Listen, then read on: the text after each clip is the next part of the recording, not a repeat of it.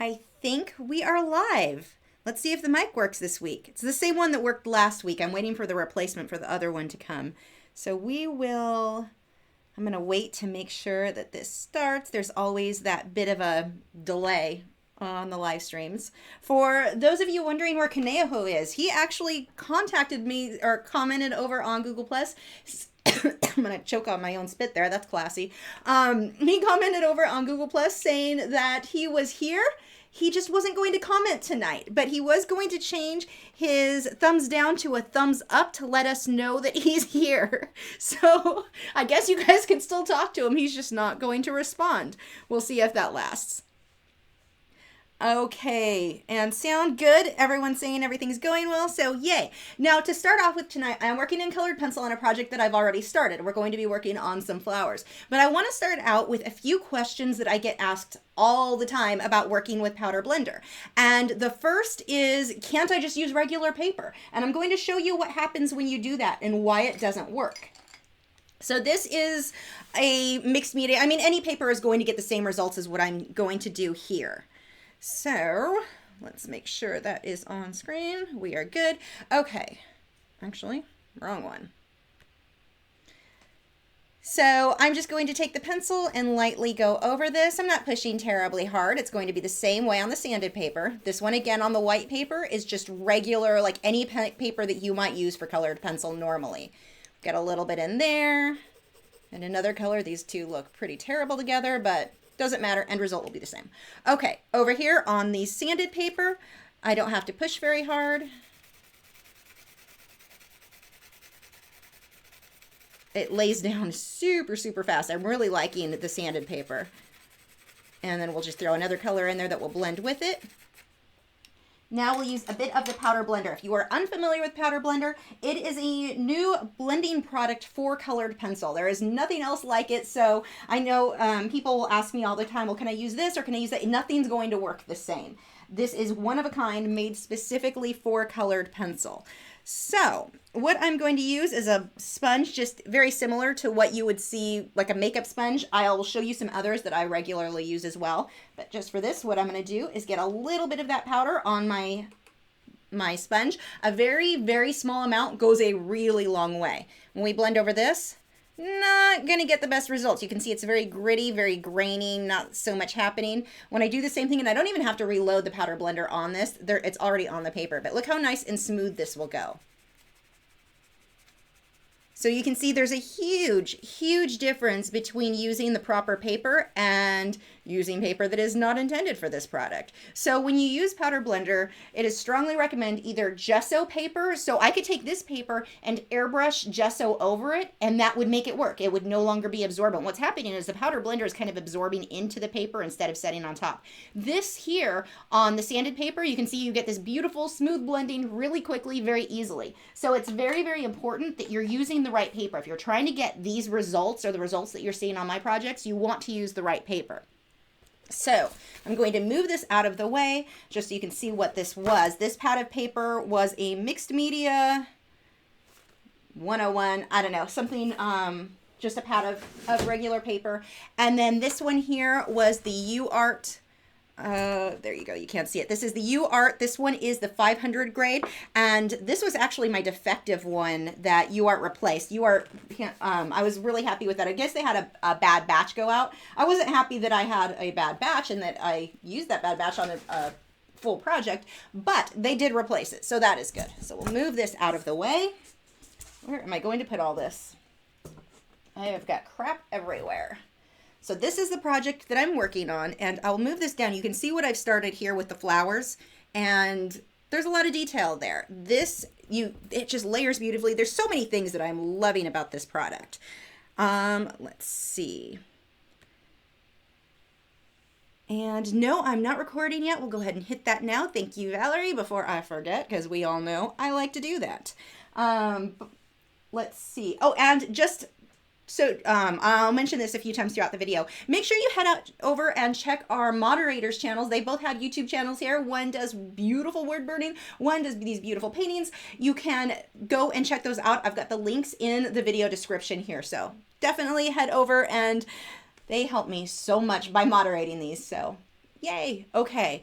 The next thing that I wanted to talk about is the way that you blend. If you get the powder blender kit, you will get, my baby chicken is making some weird noises in there.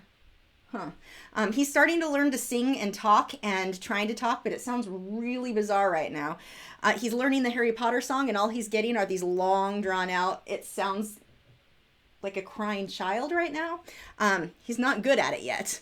But anyway, the brush that comes in with the powder blender, let me pull this back up so that we can see. This is the little brush that comes in the set with the powder blender if you get the powder blender kit. I use this for smaller areas. For the flowers, I loved it. But when I move on to larger areas, I'm using these blending tools that you'll often see people use with pan pastels. And I actually just ordered, and they came today. I haven't even opened the packages yet. I decided that since I like them so much, I was going to decide to try out different ones. So I got some larger pads to try for my backgrounds in the future. I'm really curious to see how that's going to work. I think it's going to make it much easier for me to get really smooth blending with these guys.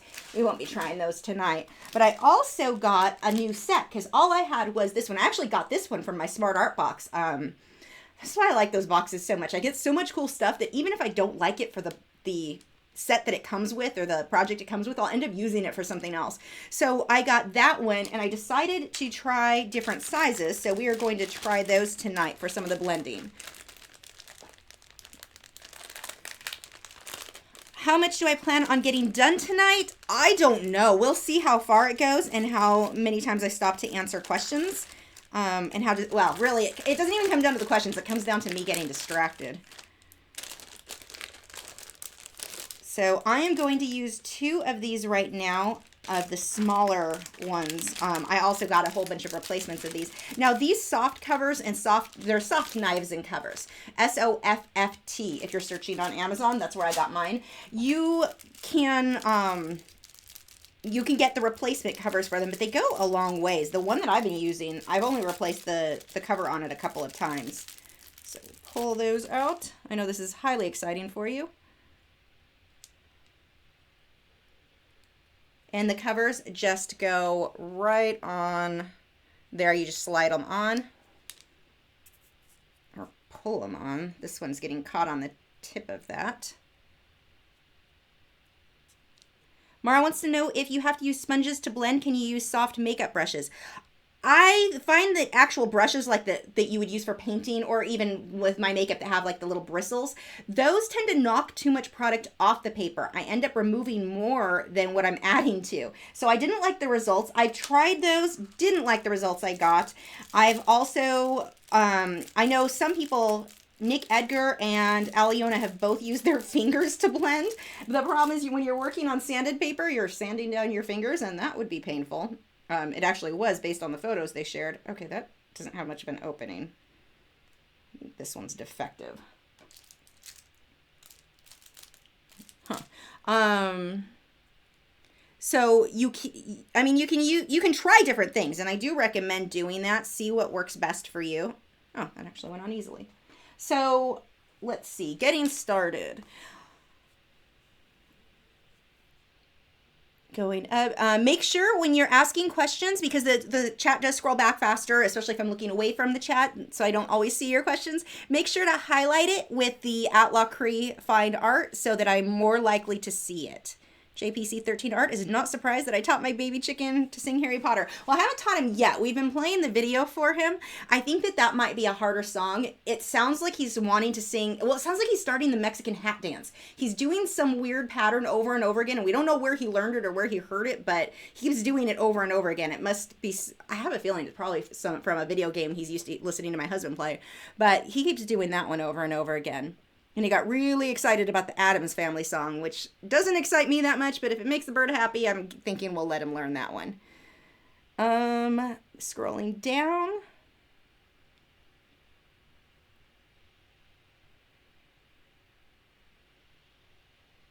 Mara Black says, do you have to blend in a circle like you color? Good question. And it depends on what you're trying to have happen. For the most part, I am barely letting the sponge or the soft tool, whatever, I'm barely letting it touch the paper, because if you push too hard, you're going to rub a lot of this off of it.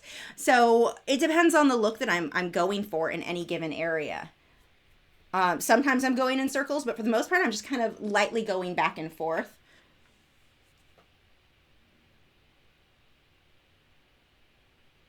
What is my favorite medium? Usually whichever one I am currently working in. If you ask me right now, it is colored pencil with powder blender. If you ask me when I'm working in acrylics, that's usually my favorite. Okay, so let's go ahead and get started on this.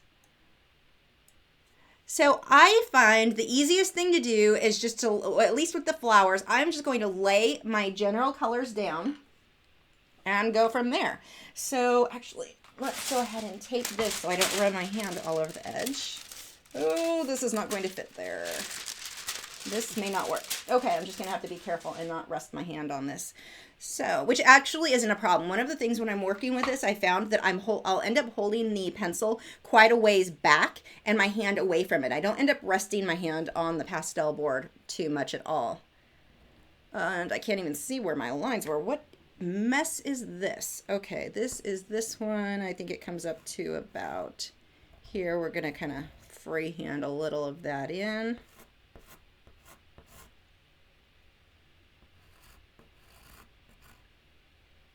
And I think, let's see, that is that.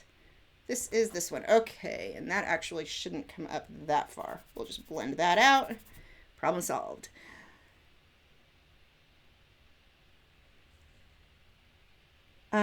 Ian wants to know if I have tried rubber shaping tool to blend. No, I have not. Art of Raven D wants to know if I am going to try or do any oil pastel work anytime soon. Probably not as well. That one, I don't know. I've never been a huge, I like the results some people get with oil pastels. It's never been one that I personally really was excited to work in. I felt like it was hard for me to control. So yeah, I'm not sure on that. Okay, I see where this line came down now. So you can see I can be really messy, really loose. I'm adding a medium amount of pressure to this. And here, let's see, the black is going to go here. I'm missing a whole section of my background here. And it looks like here. So we're going to block in the background now or get it started. I don't remember which colors I used on that background. As you can see, not terribly worried about it. I'm going to grab what I think I probably used. I know that was one of them. And I will layer other colors into it until I get it to look how I'm hoping that it will. Okay. So this is for the background. I'm going to start with this magenta color.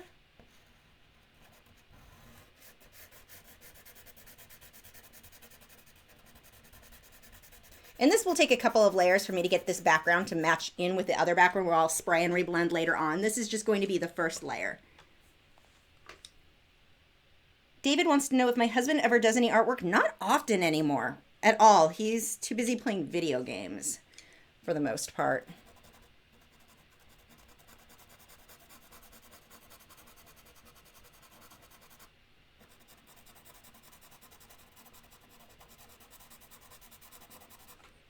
And I leave a little bit of this guy in there. Look how fast that fills in. That just makes me so happy. And I'm going to use one of the smaller blending tools. Actually, I can use one of these new guys.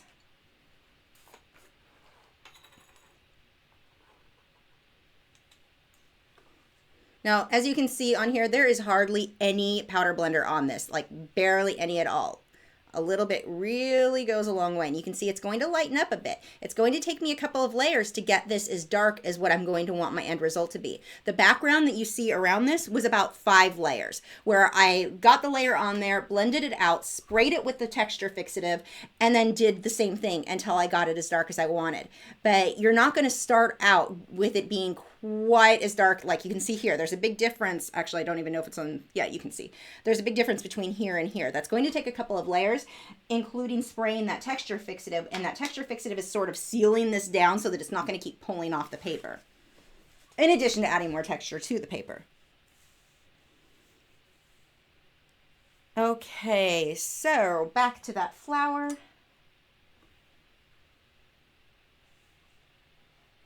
And let's see, we've got some highlights here.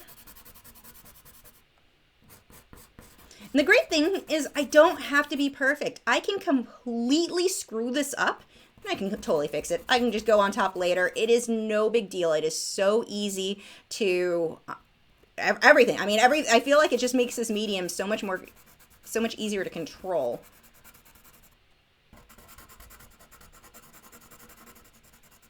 Now, you will feel like you're burning through your pencils faster than normal. I've heard that complained a lot, where people are saying that they're sorry, I'm reading comments and getting distracted and my brain shuts down. Well, my entire life is like that. It shuts down and people are like, wait, what were you talking about? Finish that. You'll feel like you're burning through your pencils faster than normal. The reality is you're essentially getting like a million layers, okay, maybe not a million, but you're getting a lot of layers done very quickly in one go. And so you're getting the same amount of coverage. I mean, this piece that I'm working on right now, it is 16 by 20. Well, I'll move it over later so you can see it, but it's huge. I mean, that's a big piece for colored pencil. So the fact that I've gone through, for that entire background, went through about half a black pencil for that many layers, that's really not that much. You're completing it faster, so it feels like you're going through your pencils faster, but like per square inch that you're finishing is really, you're not going through the pencil faster than you were for that amount of space. Mara says, if you were now to blend a light color, would that dark come off on the sponge and make mud? Yes, it would. And so I regularly take that dark color with either a scratch piece of paper or a paper towel like this and just wipe it before going on to the next one. Or I will keep flipping the sponge over. So one side I'll use for light colors, one side I'll use for dark, depending on how much dark I used. Moonstone says, when you truly got serious about art, did you ever worry of not achieving a life fulfillment? I just worried about paying my bills. I knew I would eventually get there. I just didn't know how long it would take before I reached a point where, paying bills was a regular occurrence for me or an easy thing to do. So I knew I would do it. And I think that was important in me sticking with it, because I went through so many years where I was well below poverty level with my personal income. It was bad. So if I didn't have the determination of I'm going to make this happen, it would have been really easy to give up.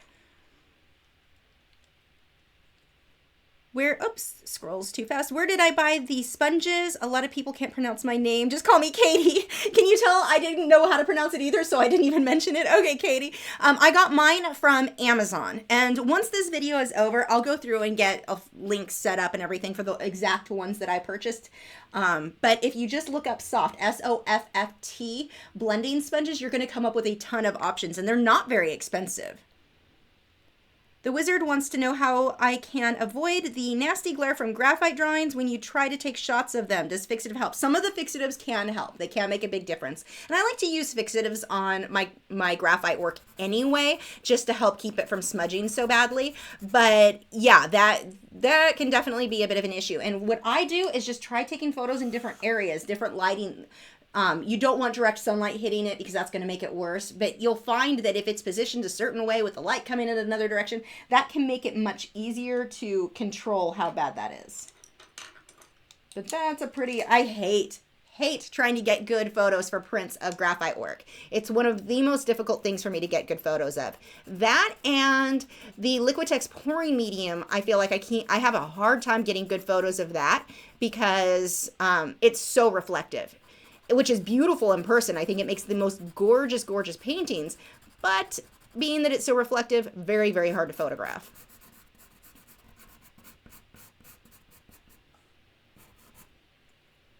These April Rain says, do you suggest doing only one main style for an art business, or is it fine to do two or more very different styles like realism and impressionism? Would it affect anything?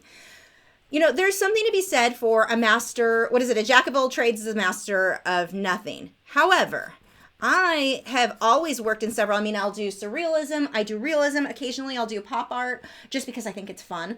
I'll do different styles based on what interests me. And if you look at most successful artists throughout the years, they moved around from style to style. I mean, look at Picasso is a great example. Picasso started with realism and ended up going towards his own style with cubism. So successful artists throughout history have kind of jumped around from one style to another. I think that that's very normal and okay, but you don't want to be so all over the board that when someone looks at your work, it's never recognizes, oh, I know who, that is not the right color, I know who drew that.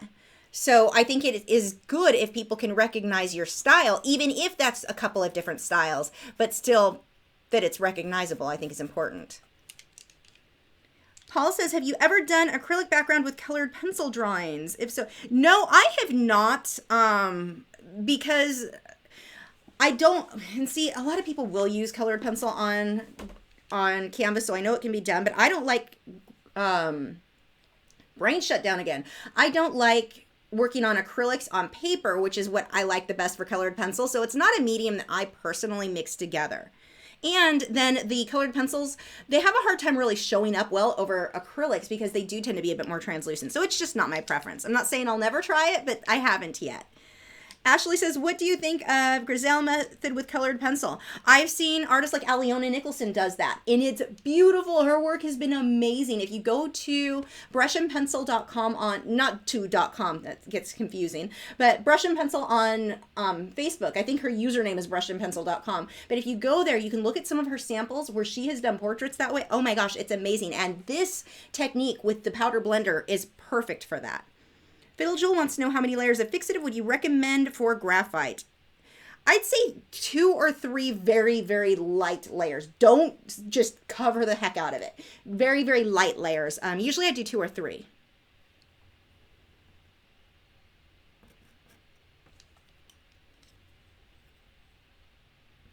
Now, I'm not too worried about everything being perfect. Like I said, I'm going to be able to fix anything that I do later on. I'm just basically blocking things in very much how I would do with an oil painting, where it's like, okay, color goes something like this about right here in this location. Don't care if it's perfect. Just block stuff in, and then I will layer on top of it.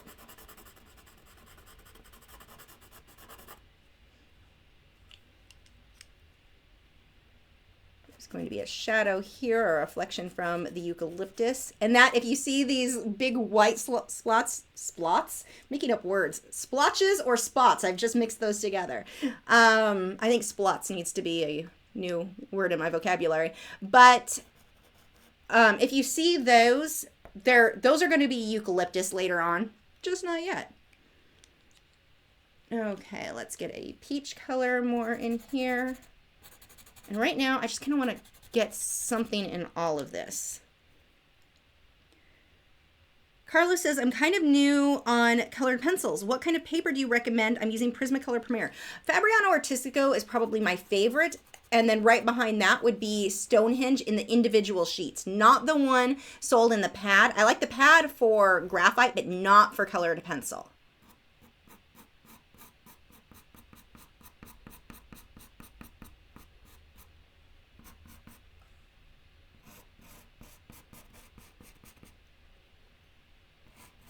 Now, one of the things I'll end up doing, this reference photo comes from Graphic Stock, and some of the portions on her skin and on the flowers are really washed out in the photo, and I'm going to end up adding a lot.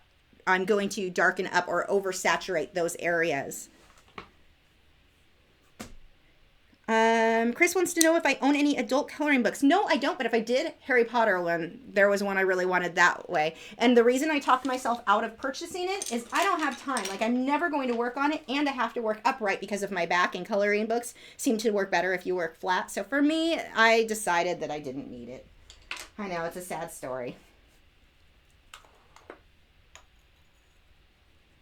Wolf Girl says, do you think that your art is recognizable? You know what's funny about that is when we look at our own work, we have a tendency to not think that it is, but I can ask, or I was talking to another artist about this, and because I felt, this was years ago, I've told this story a few times, I felt that my work was not, that I didn't have a style, and I was kind of in a going through a, I don't want to say midlife crisis. I wasn't quite there yet, but just, oh my gosh, it doesn't have a style and blah, blah, blah. And she finally, I think she got sick of me complaining about it. She finally was like, what are you talking about? Every time you post online, I always know when it's yours without looking at the name. So it's hard, I think, sometimes for us to recognize having a style in our own work, but I know other people have told me that they do recognize the stuff that I create. So yeah, we'll go with that. Paul says, although I enjoy watching you in the live stream, is there any way you can show your reference photo while you are drawing so that we can see what you are seeing? Not easily right now, and I did mean to pull that over. You can go to Graphic Stock. You don't have to be a member and search, I think, like Beautiful Flower Girl or some keys like terms like that. You'll be able to see the reference photo there. It'll have their watermark over it because you can't actually use it without purchasing a license there, but you can go there and find this one. Eric Flores wants to know, will I finish this right now?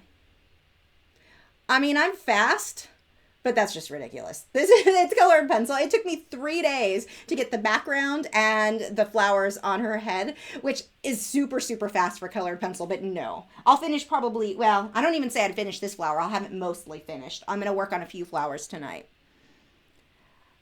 SkullGamer4 says, do you have any tips for drawing hats, particularly in front view? Look at your reference photo. No matter what it is that you're working on or that you're having trouble drawing, it apparently...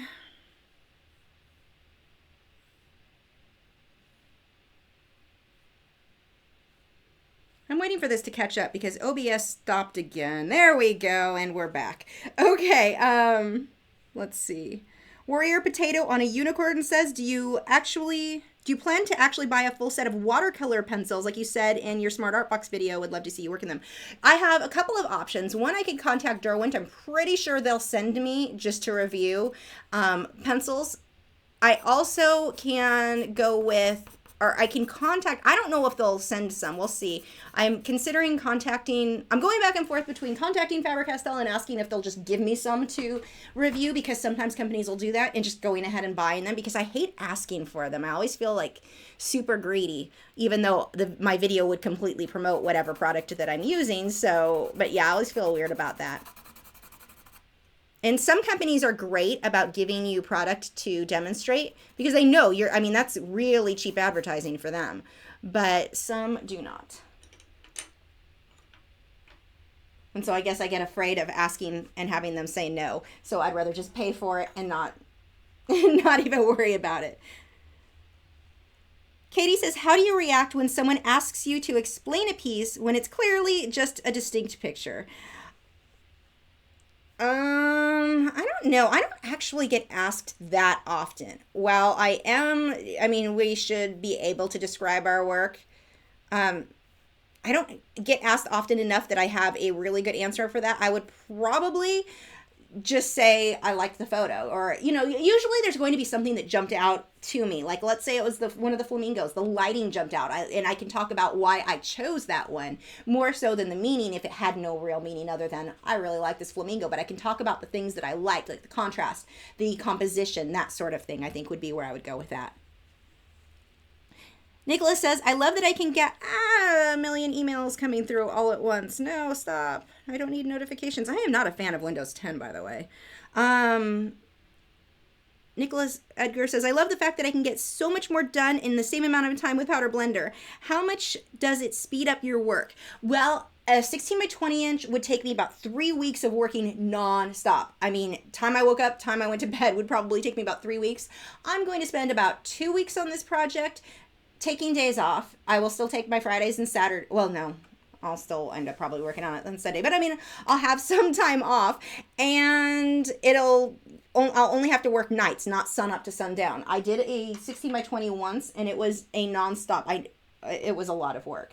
So yeah, I'm thinking that this cuts the time down by, I would say it's probably only going to take me a quarter of what it would if I was working regularly, maybe less than that even. Mara Black says, do you always name your work? If so, before or after it's completed? Usually after. And usually the way that I'm going to jump to this question because it's really quick. Sarah says, do you have any Any specific sketchbook recommendations for colored pencils? No. I mean, if it's just sketches, any sketchbook should work. Not cold press. I would not be a fan of cold press. But back to Mara's question about always naming my work. I often will name my work by like if I can't think of anything, if nothing's coming to mind, I will go and look up beautiful words and just something that stands out that way that I'm like, okay, that'll work for that. Or I've named a lot of my work after songs. I mean, I have a one that's from Yellowcard. I was obsessed with Yellowcard for a while. Like I would go for months and that's all I wanted to listen to. So I have a couple of paintings named after songs like of theirs, like Light Up the Sky. Especially if it's a song that I'd been listening to a lot while I worked on the piece. I have a lot of stuff named after Amberlynn.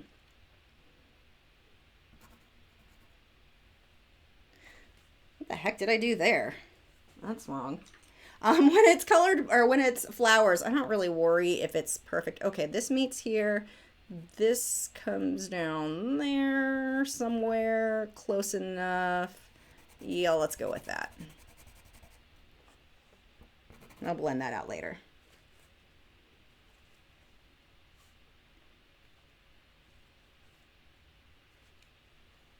Okay, let's get some more highlights. See how the white shows up so perfect on this. I love how you can just go back over. And if the white is not showing up, if it gets to the point where it's getting kind of muddy or the pencil isn't sticking anymore, once I spray the texture fixative, I can't talk, texture fixative over it, the white will show up absolutely perfectly again.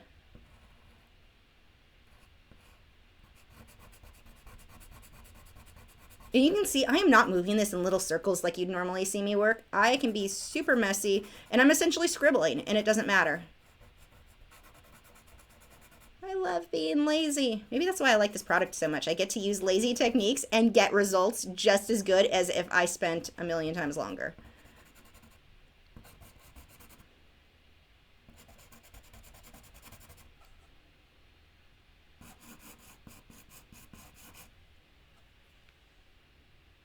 Mara says, naming after songs, would that run into copyright issues? No, because they're not competing against each other.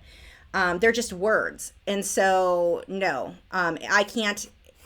I mean, even songs, you'll have certain songs that have the same name and you don't run into issues. I can't copy the song, but I can, the name, yeah, that's fine.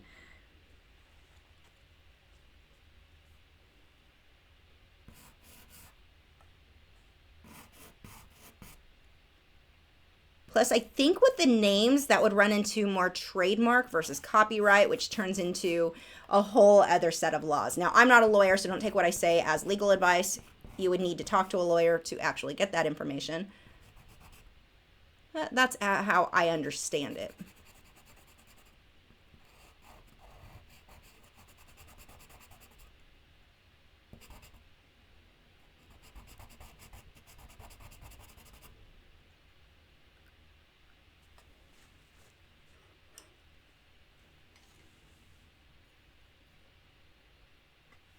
Nicholas says the process is almost like using pastels.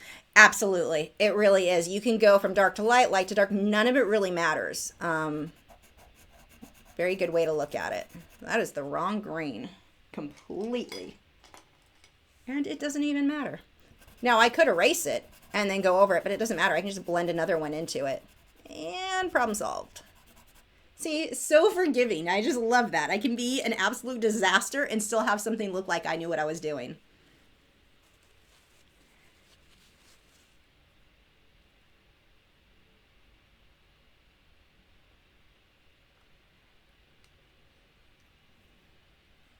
Okay, let's darken that up a little bit more.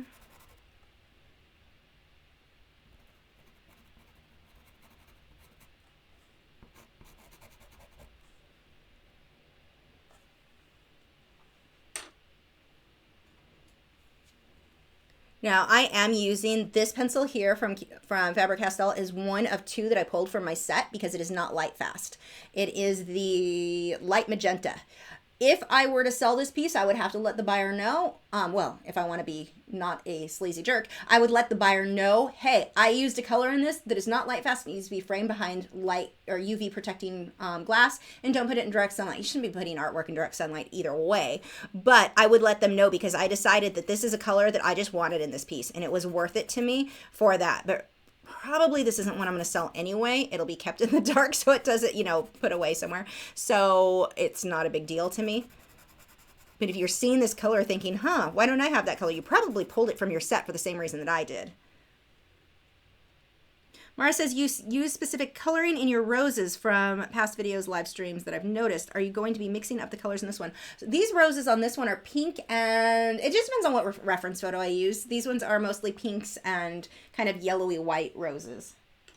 I think throughout this piece, there are a few of these purpley violet ones too. Okay, going to soften that out a bit.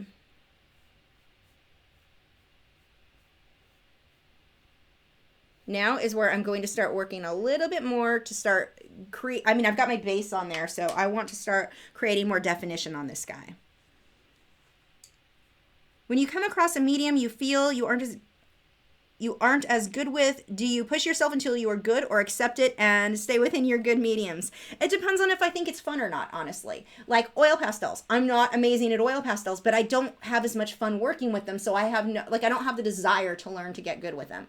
With the Winsor Newton pigment markers, I'm not amazing with those yet. I'm still learning, but I have so much fun. There's something about those that are just like, I have a blast with those. And so, yeah, those I'm going to push myself until I get good with them. It just depends on the medium and how much interest, how much I enjoyed working with it as I learned or as I played with it. Sometimes I just don't like how it feels in my hands, like pastels, and that's a reason I don't use those. Although this feels similar to pastels, which is nice because it lets me kind of feel like I'm working without pastels without the touch and the feel and the mess.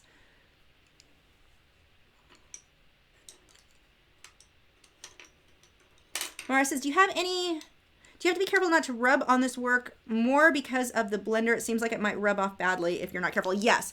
Occasionally, like when I was working over here where the paper didn't cover anymore, I did have a little bit on the side of my hand, but not bad. Not like with pastels by any means. It was minor in comparison. But yeah, I mean, if I touch an area, it's going to get on my finger a little bit until I put the spray over it. Once I put the fixative or the final fixative, I'm fine. Eric wants to know where to get the foam blender thing from. Amazon. Look up soft, S-O-F-F-T blenders. And once this video is over, I'm going to put a link for you guys. I'll get some Amazon affiliate links if I'm going to go through the trouble of finding links. But I'll put those in there for you with the exact ones that I purchased that I showed you at the beginning of the video. And it reconnected. We should be back. Let's see. Yep, there we go. I need to update OBS, and I'm wondering if that's why. I'll probably update that this weekend. I'm wondering if that's why, because last week we had problems with it disconnecting too. Or I can just blame Windows 10, because right now that's pretty much what I blame everything on. I don't have Windows 10 on my desktop, and I'm really glad, because this is the first time I've used it on this laptop is the first experience I've had with it. I don't like it. It seems very invasive. It makes up its own mind on things it wants to do.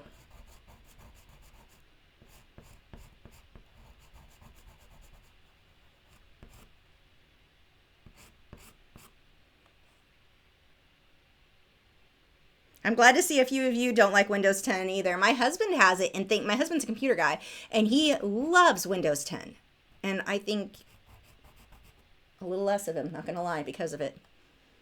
I'm glad he doesn't watch these videos. I have a feeling he would have just shoved my shoulder for saying that right now.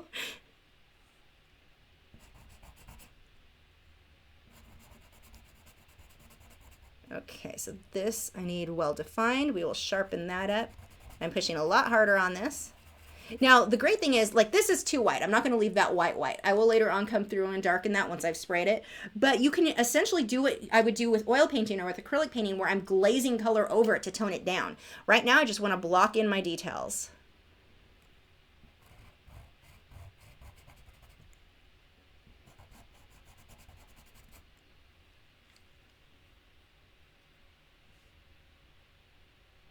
Wow, lots of you hate Windows 10. Oh, there's one person who loves it. Now see, someone's sticking up for Mac. I'm not an Apples fan. I love apples. I don't like Apple. So I'm not going to be help there.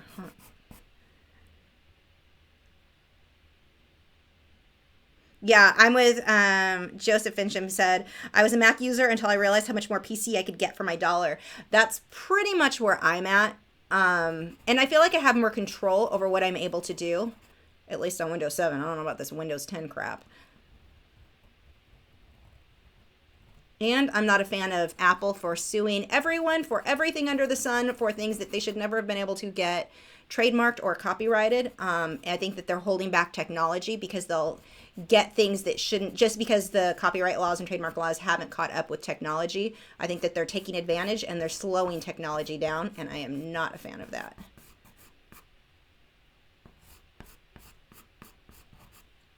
So random Apple rant there. I'm probably going to upset so many Apple fans. They make good products. I'm not saying that they don't. I'm just saying I really don't like their business practices.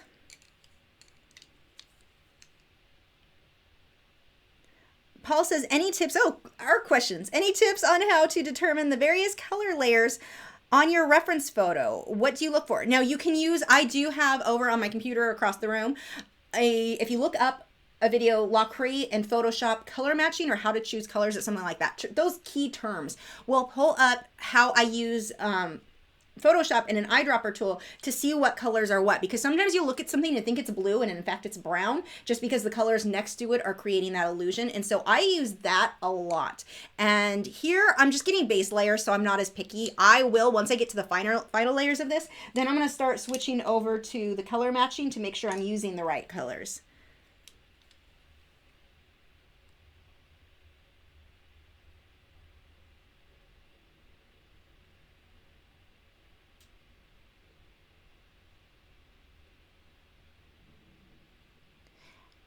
Alicia says, how to find the creativity and how do you find it? I'm not sure what you mean by creativity. If I understand the question, so I may not be actually answering your question and I'm probably going to go off on a tangent that isn't what you meant, but you know, we'll go with it. So there was a time when I started, it's actually one of the reasons I kind of got bored with doing marine life for a while. I felt like I'd done it all. I felt like I wasn't being very creative, but a lot of it, of being creative, comes down to practice. You have to do it. And you may paint something that's as simple as a apple and it seems really boring. But as you're working on that apple, you think, hey, what if I added a goldfish to this? What if I did this? It starts to get your mind working. So just pick anything to start with. Go to a royalty-free reference site like pmp-art.com, which is a royalty-free reference site for artists. You can check Pixabay. You can use sites like Graphic Stock, the paid versions, or Wildlife Reference Photos. jasonmorgan.co.uk. I forget how that is. He has a lot of reference photos, but get any reference photo and just start working on it. The more you're creating, the more creative you're going to get. It's not something that just happens overnight. You have to kind of nurture that and work on creating things. That's where that creativity comes from. It's not just going to pop up because you want it to.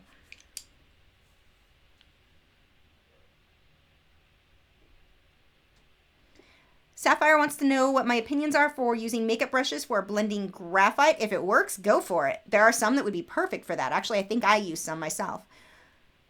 Ashley says, can you use liquid frisket with acrylic paint as effectively as you can with pencils? You know, I've never tried it. I use, what is it? Just regular frisket. I've not tried the liquid masking fluid with that, so I really can't say. I will have to do an experiment and let you guys know what I find.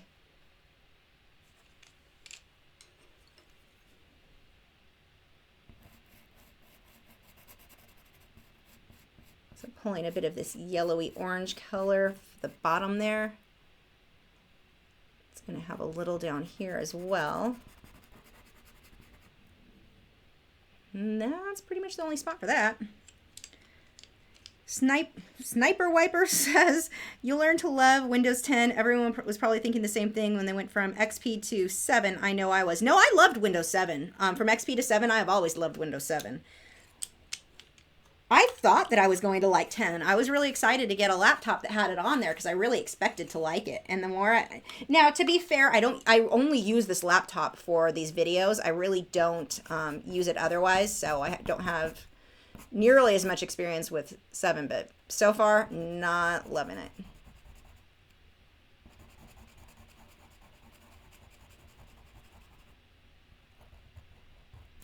Want to make this edge a little bit more bumpy. Get some variation in there.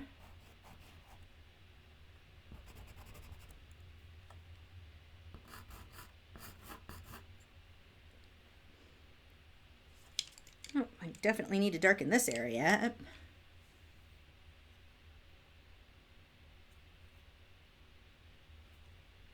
Actually, that probably is not the best color. Let's go with this guy.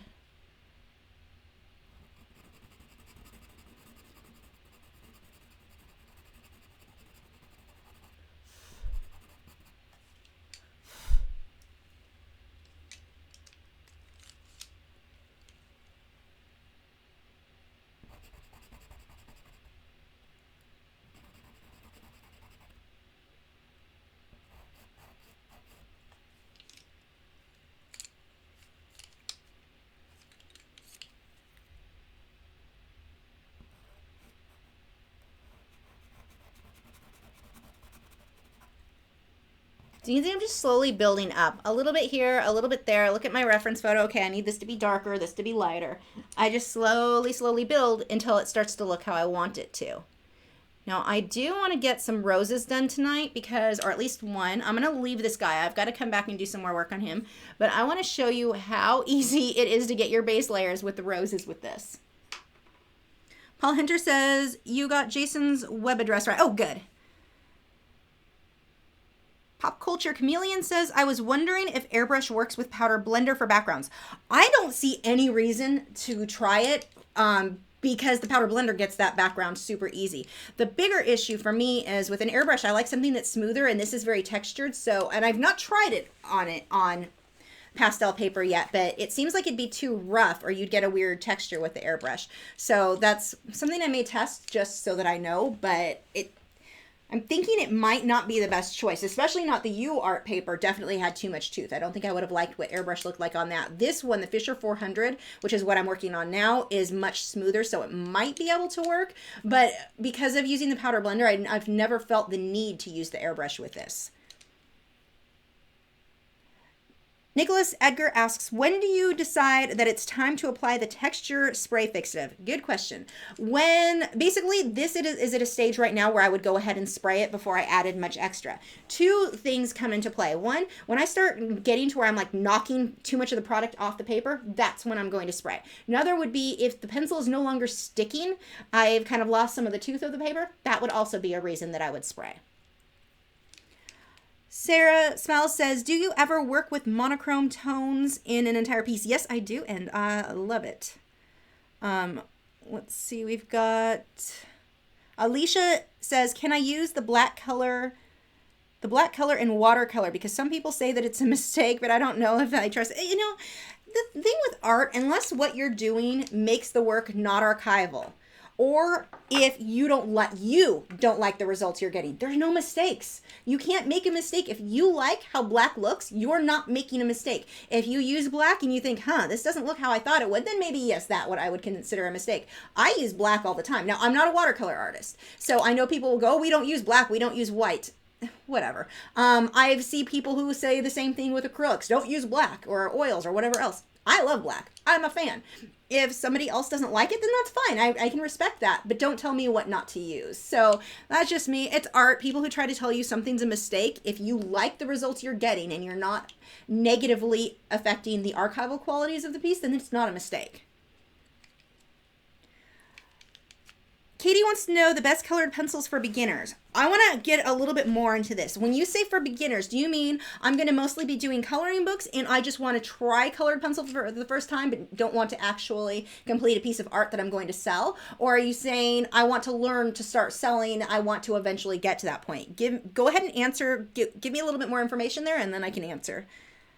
Hiram says, how do you overcome impatience when it comes to creating artwork? I start off pretty patient, but after a while I find myself rushing through drawings at certain points. Gosh, I know what you're talking about. Audiobooks. They make all the difference in the world, or a podcast, something that I can listen to just kind of keep my mind to where I'm not like, oh, I'm sick of roses, which is kind of where I was last night on this. Something to listen to makes a huge, huge difference. And setting goals, knowing, okay, I want to get X amount of work done before I move on to the, you know, before I work. Like last night, the new patch came out for Warcraft. I wanted to see what changed. I didn't find anything. Anyway, nothing major for me anyway. So, but I really wanted to play Warcraft, but I knew I needed to get a certain amount of work on this done before I could. So I told myself until the whole flower thing on her head was done, I'm not playing. So, and I worked longer than I normally would have, but giving myself that goal, I'm getting this amount done before I go do something else, that has helped me a lot.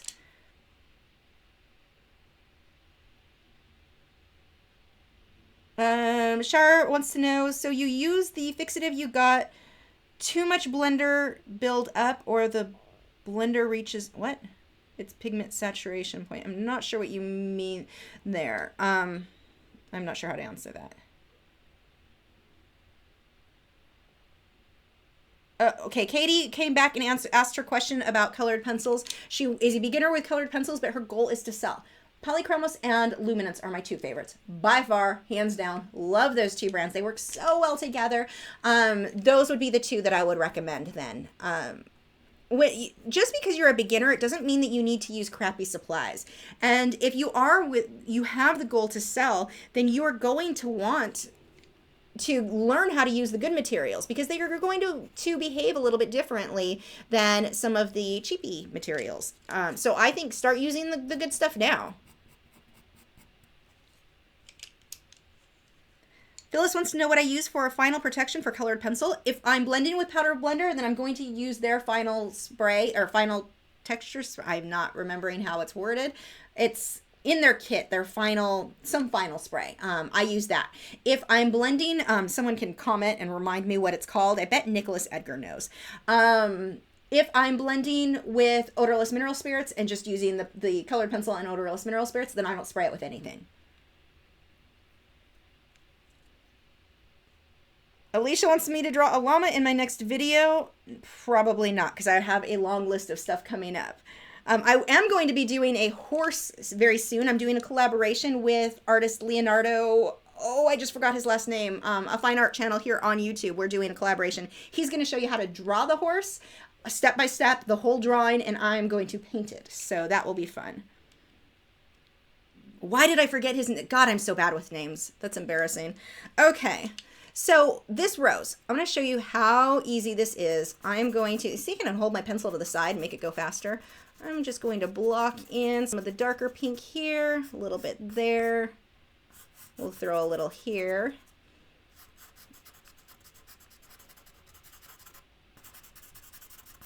Okay, and this is the part about the powder blender that makes me so excited, and I think every time I draw flowers, I'm going to want to use this product from here on out, because it just made this so easy. A little bit of a lighter pink.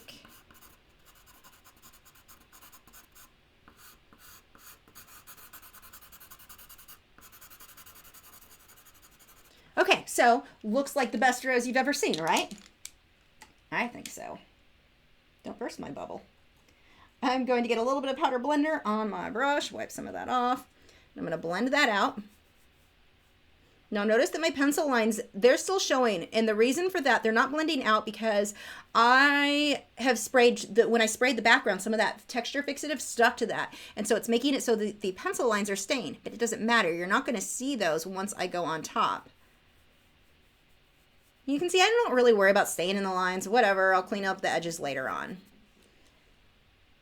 Now I'm going to come through and do a large portion, knocking stuff over, of my work just with the white pencil.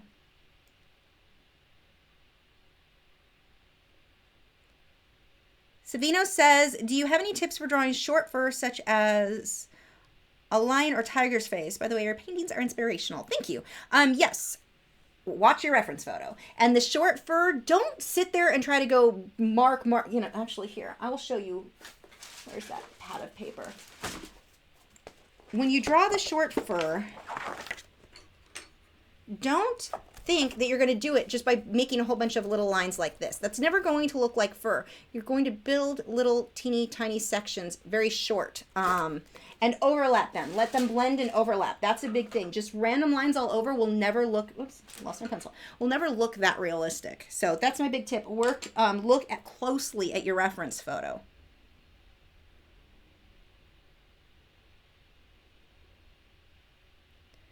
Sniper Wipers wants to know if the paper wears down the pencil quicker. No, but you're getting more coverage quicker. So the end result, like pencil per square inch of getting full coverage, is going to be about the same. You're just getting basically a whole lot more layers done in one go versus having to take 10 layers to get that same amount of coverage.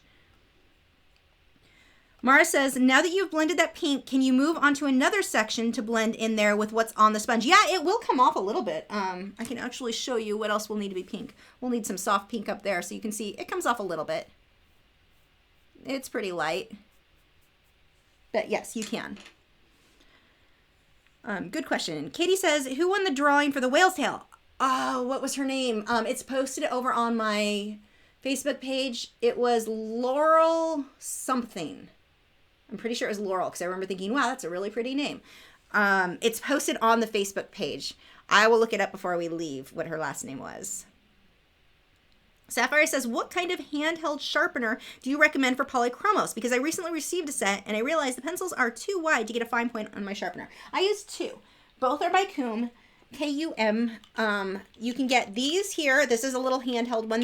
I think Hobby Lobby, they're like $7 or $8. And you can use a 40% coupon, so it's not very much. This one costs about the same. This one has 2 points. It's a long point. It's to get a super, super fine point. I don't really need that super fine of a point when I'm working on sanded paper, so I won't use that for this project. But these little guys, I just use the skinny side, and that works fine for me. The nice thing with Polychromos, you can use a fairly dull and crappy sharpener, and it still sharpens. It's not going to break the lead. Whereas if that sharpener needs to actually be thrown out, if I did that on my Polychromos, even with my luminance might break on that one because it's so crappy. Okay, so watch how I can easily start creating the lines of my rose. Now I am going to work very much how I do animal fur. I'm going for a certain texture, a certain movement. I do not care if my lines are in the exact right place every time, like if every single petal is exactly right. No one's going to know the difference. Well, you guys will if you go to Graphic Stock and look up this image. But the average person, never going to see the difference. As long as it looks like a rose, everybody's happy. Now, I will do blending later on, but I'm just kind of marking in where these petals go. Look how well that white shows up. Yay! Let's see. Myron wants to know if you can use acrylic on paper. You can. I don't like the results it gets myself. Plenty of artists do, and plenty of artists get beautiful results. It doesn't work for my techniques, so I do not.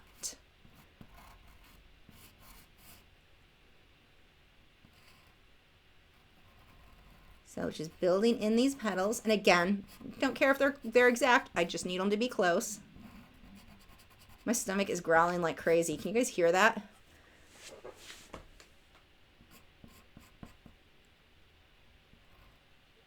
Okay.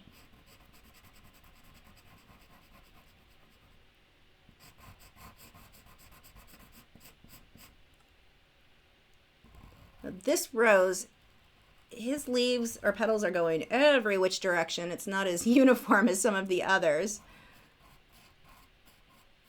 And I'm not getting anywhere near as many petals as what's in my reference photo. Mine, I'm making them larger, but they're all going the same direction as what the photo has.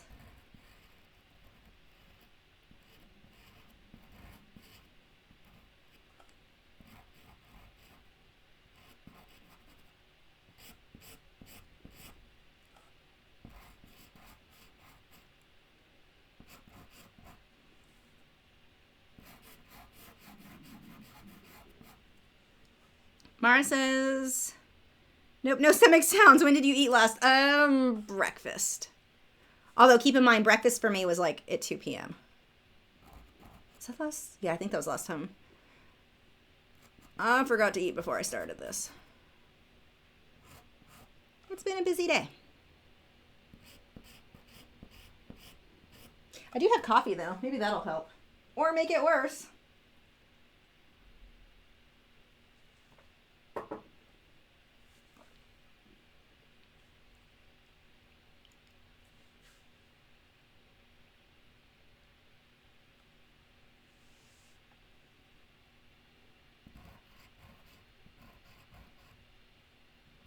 So you can see this isn't super realistic yet, but I will come through and add shading and detail on top of it, but it's so easy to control. I really want to do animal fur. Have I? No, I've only done short fur. This will be, well, I'm going to be interested in seeing how this works for her hair too. I've not tried, this will be my first portrait with these, but I think it's going to be so much easier than every other medium I've worked in. I think this is going to end up being my favorite way to do portraits. Just seeing what I'm blending here with the roses and how this is working. This is a big petal.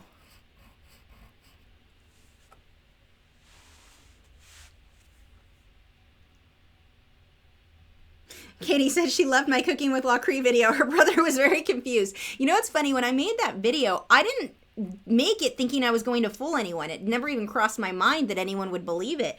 But apparently it did confuse a lot of people. I guess because I was in on the joke, it just didn't cross my mind that it would look real at all. But it definitely made me laugh, some of your guys' responses.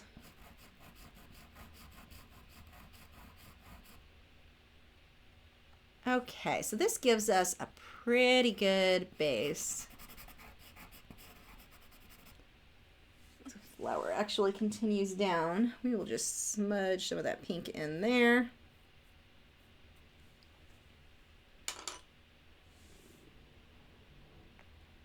Haley wants to know what my favorite things to draw besides marine life. Birds. I think birds would be one of my favorites. All right, though right now, I've never been a huge fan of working on flowers because they get boring after a while. I am loving it with these medium. Like that right there, it just took like, 2 minutes. Well, I don't know what it actually took. It takes about 2 minutes when I'm not talking. But, oh, that's fun to me. It's like instantly looks like a flower. I mean, not a good flower yet, but a flower just the same.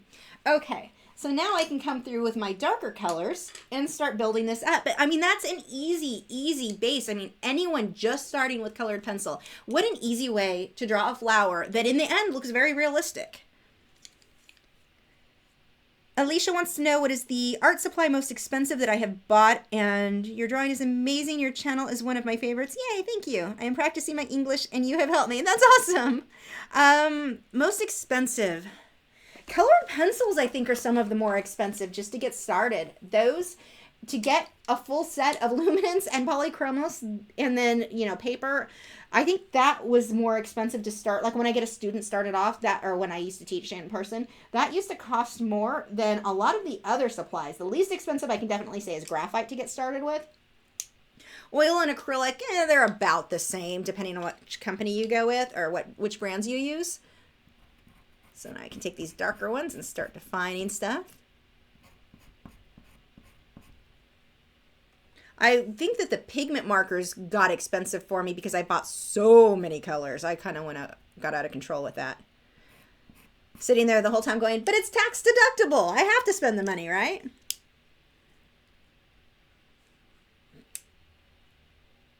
Yes, the Winsor & Newton pigment markers. Those are so fun, and I bought a lot.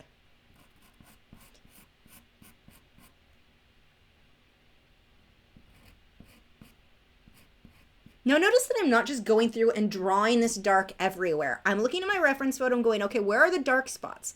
Which spots need to, we just make a list. Someone needs to be making a list of all of the words I have made up in this video.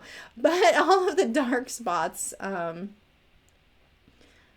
just picking a little bit here and there and then going with that. And you really want to look at flowers as abstract shapes. Don't look at it and go, okay, I'm drawing a rose. It probably won't come out looking like a rose. Look at the weird shapes in there and just copy what you see. They're really good practice for getting used to copying weird random shapes as they are and not as they seem. When people used to come to my class and tell me that they wanted to draw or paint portraits, that was their goal. I almost always started them with roses. not so similar, you would think, but the blending techniques and the things that you need to pay attention to, the details, they're the same. If somebody could master drawing a rose, they usually did a fairly good job. It made it much easier once they jumped into portraits. But I normally didn't have people start with their first time with a medium with portraits at all.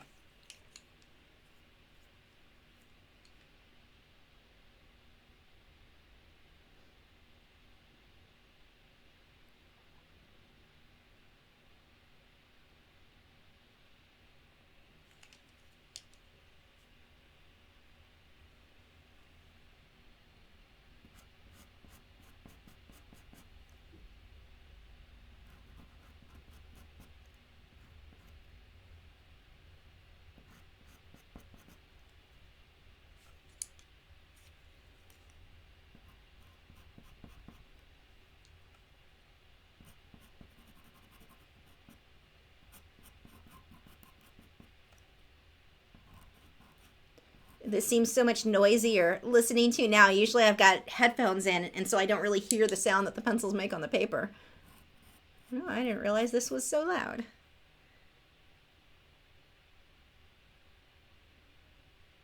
Haley says, I love your art and your nails are very pretty. Thank you. I actually think I'm going to make a video, just one. It'll only be a one-time ever. I'm not going to turn into a beauty channel or nail channel or anything like that. But I get questions about how I do it so often. I might make a single video showing you guys how I do nail stamping because it's so easy. And then I can share some of my favorite places to get nail stamps. Spoiler alert, it's Messy Mansion in Australia. They have such fun stamps.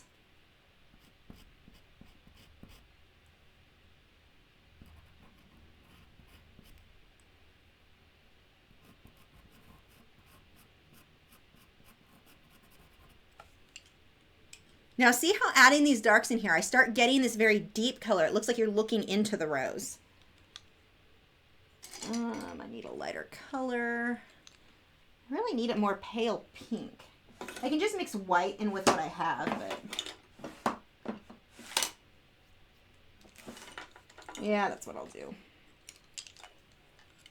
Mara says, my nails are very long. Would your technique work? Yep. It actually works better for a lot of the stamps. Mine, because they're so short, I can't use the whole stamp. Some of them have really cool patterns that you wouldn't be able to see the whole scene on mine, being as short as they are. So yes, long nails, you definitely could get some cool looks. Katie wants to know if the baby chicken is singing away. I don't hear him right now, which probably means he's not listening to me or he can't hear me. When he can hear me talk in the other room, he tries talking too. It's so cute. All my cockatiels, when I was younger, I had cockatiels, and I only had females. And so it's really interesting seeing the difference in the male versus female. I mean, we're not positive that it's a male, but there's a huge difference in behavior. That and he's starting to talk, so most likely a boy. But really funny listening to him try to talk and respond to me and talk along with me while I'm talking. He's a funny chicken. I'm going to add an extra line in here. That petal is bigger than I want.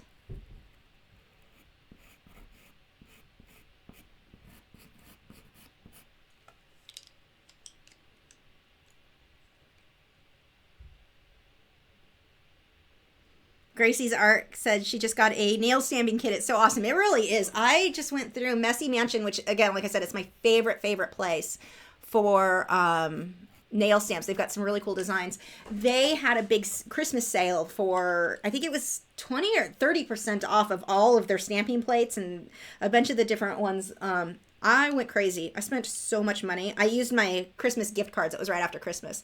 So I pretty much spent all of my Christmas money. I got those and snow boots.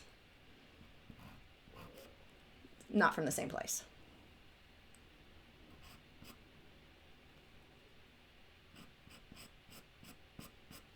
So there, see how that color is very dark. It's darker than what I want, but I'm going to use the white and it's just going to blend that in and soften it up. So now I've got that softer transition that I want. I can do that in a couple of places where I need just a bit more detail. I never ever would have guessed, because I've been working with colored pencil for, gosh, since I was a teenager, so it's been a long time. But back when Prismacolor was good. But I've been using it for so long. I never ever imagined being able to use it quite like this. It's really, really nice and very enjoyable. Sayant, I can't say your name, I'm sorry. It looks pretty in writing though. I tried to start editing my painting video clips today and failed miserably. I'm sorry. I've been having some technical issues myself. I just updated or upgraded, whatever. I got the new version of Power Director. I had Power Director 12. I finally upgraded to 13 because they had it was like 70% off and then another 20%. It was a good savings. So I updated mine and I've been having some technical difficulties with parts, but I'm also kind of excited with some of the new features. If you've noticed, I've been making my watermark kind of drop onto the screen. Little things like that are kind of fun, but I've been having some problems with getting the files saved right, which point of that story is I understand your frustration. I started watching some videos. I'm like, why didn't I think of this? I make videos. Obviously, somebody else is going to make videos on that topic. So I watched a few tricks on things you can do with Power Director, and I was kind of excited. So I want to try some new stuff on my videos with that. Let's see.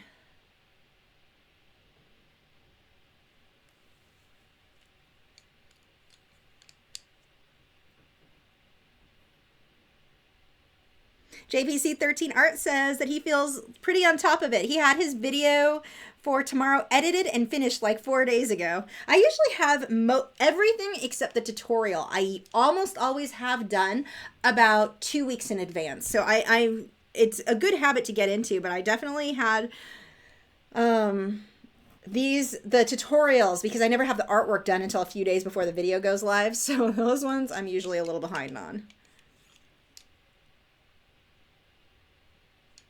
Mara Black, great question. Is this taped to your easel or still in a pad? This I bought from proartpanels.com, I believe. And let me show you what it is, because I think I meant to show you guys this earlier. Put those down for a second. I bought this pre-mounted. Aliona was making fun of me because she thinks it's a waste of time or money because you can mount it yourself. I don't have the time for that. But if you can see, see how it's on board. It's on conservation board, I believe, is what this one is called. And it's mounted. It's like basically it kind of glued. That's not the right word, to the board. So it's already, it's not going to bend, which is important because with Powder Blender, it is not flexible. The sprays that we're using, you don't want to like roll it in the tube to ship to somebody or have it bending or anything like that. So having it pre-mounted to a board is great because I don't have to worry about that. It's not going to bend, it's on a board. But it also makes it really nice to work on. Let me make sure now that I put this down that it's still on screen. Yeah, we should be good. Okay. Haley asks, at what age did you start creating art? I've been drawing since I can remember. I've always liked to draw in color. I started getting more into it, I'd say when I was about 12. I really started getting more of an interest in trying to draw things realistically. I remember finding a photo. It was on a, like, what are they? They're like the gesso boards, but it was a print that I'd gotten at like Pick and Save. That tells you how old I am because that's what Big Lots used to be called back in California. But I had gotten this print of a unicorn running through the water, and I spent hours sitting there copying it and trying to make it as realistic as possible. I was probably 12 or 13 at the time. I'd say that's when I really started thinking, okay, I want to learn to do this well. And the sense of satisfaction I got when it looked good. It was like, wow, it's a horse. It's running. It looks like a real horse that's running. I was so excited about it. That's probably where my biggest turning point of I want to do more of this came. But I've always drawn. I've always colored. That was just kind of that big exciting moment for me. Scrolling down. Dior says, do you ever do fashion illustrations? Fun to see how you draw different fabrics. I have not. I actually don't do a lot as far as just illustrations or quick sketches. I used to draw more like that, but I don't now. I just don't have time. Siyanti says, but tomorrow, she's the one who was having problems with her video editing, says that she's going to be teaching her first ever oil painting class. Inspiredly, that's awesome. That is so cool. Have fun. I love teaching.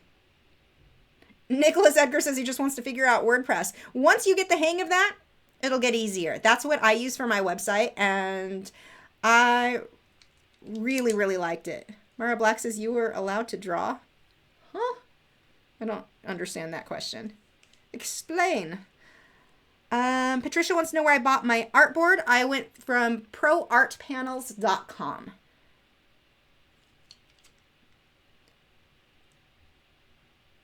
Jennifer Hopping, and she says this is a dumb question. It really is not.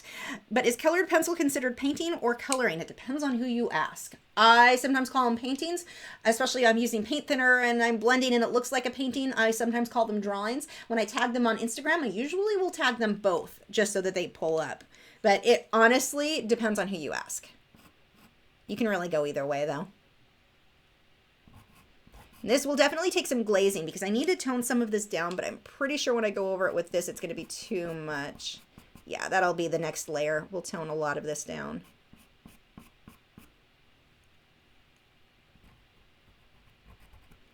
So I'm going to leave that alone. Both of those are as far as I'm going to go before I spray with the final fixative. I'm going to continue now working on what's around them. Now, these two flowers are super, super light. We're just going to start with a peach color first. Mara Black says, when you were young, you were allowed to draw. Me, not ever. It was a waste of time when cooking and cleaning could be done instead. Oh, no. My mom has always been one to encourage anything. I have the best mom. And she's always been super supportive of anything I like to do and encourage that. Plus, I was sick all of the time. So because of the autoimmune problems and all of that. So no, she always encouraged me to draw just basically because it was a way to get me to sit still and not make myself more sick. So no, I was always, my parents, or my mom and, well, my stepdad, I should say, have always been very, very supportive of my art.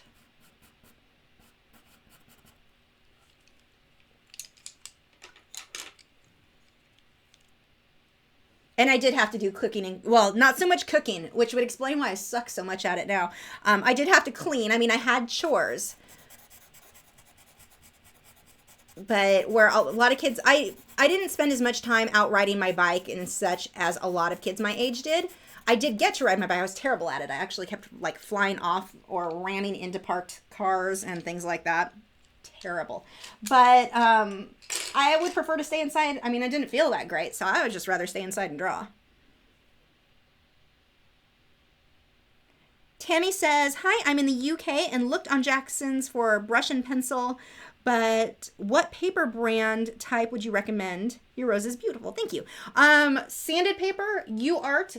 I've got the UArt 500 that I've been medium happy with. Well, okay, I say medium happy. My batch was defective, so that's part of why I wasn't so thrilled with it. But the replacement that they sent me was fine. That one's good. Or my favorite, which is what I'm working on right now, is the Fisher 400. This one is from proartpanels.com. I'm pretty sure in the US, so you'd have to look that up. But Fisher 400, Fisher. I can write it, but now when I'm spelling it out, I'm like, wow, this is why I never entered spelling bees. And I actually can't spell for crap, but that one is my favorite right now. You can also do gesso paper, where you can airbrush gesso over any type of like watercolor paper, preferably a hot press. I've done that as well, but sanded paper is much easier. And when I say easier, I mean easier to prep. Once it's prepped, the gesso paper works fine. Hiram says, do you think it's ever too late to start creating artwork? I started last year when I was 20 and a lot of my stuff was amateur. I'm only recently starting to improve. No, it's definitely not too late. You know how many people start after they retire? I've known of so many people who started and were phenomenal and turned it into a business. And I mean, I've known a lot. So no, it is never too late. Okay, so I'm going to do the same thing with these flowers as I did here. These are quite a bit darker than what I'm going to want to go with for my end, but I will just use my white pencil and start blocking these in. These are shaped a little, well, not just a little different, a lot different than the last one. You can see I'm really just going every which direction. Doesn't even matter with this.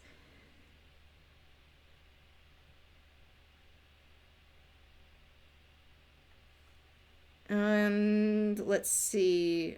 I've got Mara saying that I'm frozen. I hope not. It looks like it's still going for me.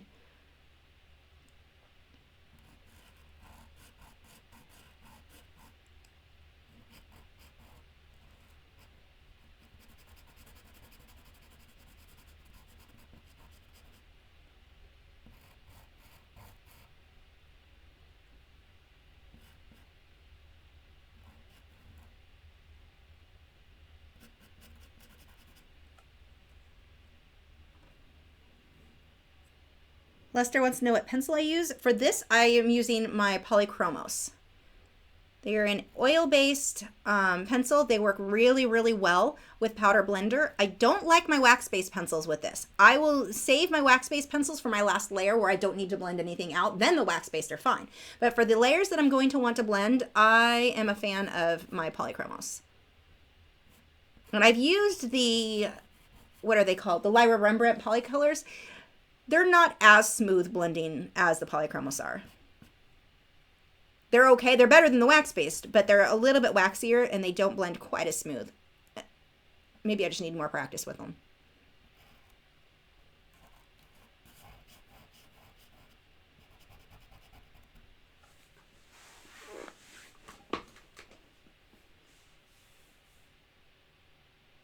Oh, I guess the video's freezing on and off. I apologize. I'm wondering if just updating my video, the software that I'm using, if that's causing problems. I need to take care of that this weekend. Normally I get notified when it freezes too badly. Mary Mean Love says, besides pay attention with your reference photo, do you have any other tips to make your painting look realistic? Practice. When you first start, it's not going to look super realistic. Don't be upset or kick yourself over that. That's just how it works. Don't expect so much from yourself that you kind of frustrate yourself because it doesn't look as good as you want. That's normal. I've always wanted my work to look more realistic, and it took years and years of practice to really get it to where I felt I was starting to reach that level. So lots and lots of practice. And again, like you said, looking at your reference photo is huge. I can't say enough about how important that is. So just, again, using the white pencil to block in the general shapes of these petals. And like I said before, much like fur, I just need them to go in the right direction and be about the same. I don't need them to be perfect. They don't need to be exact to the reference photo here. When I get onto the portrait, that has to be exact, but this not so much.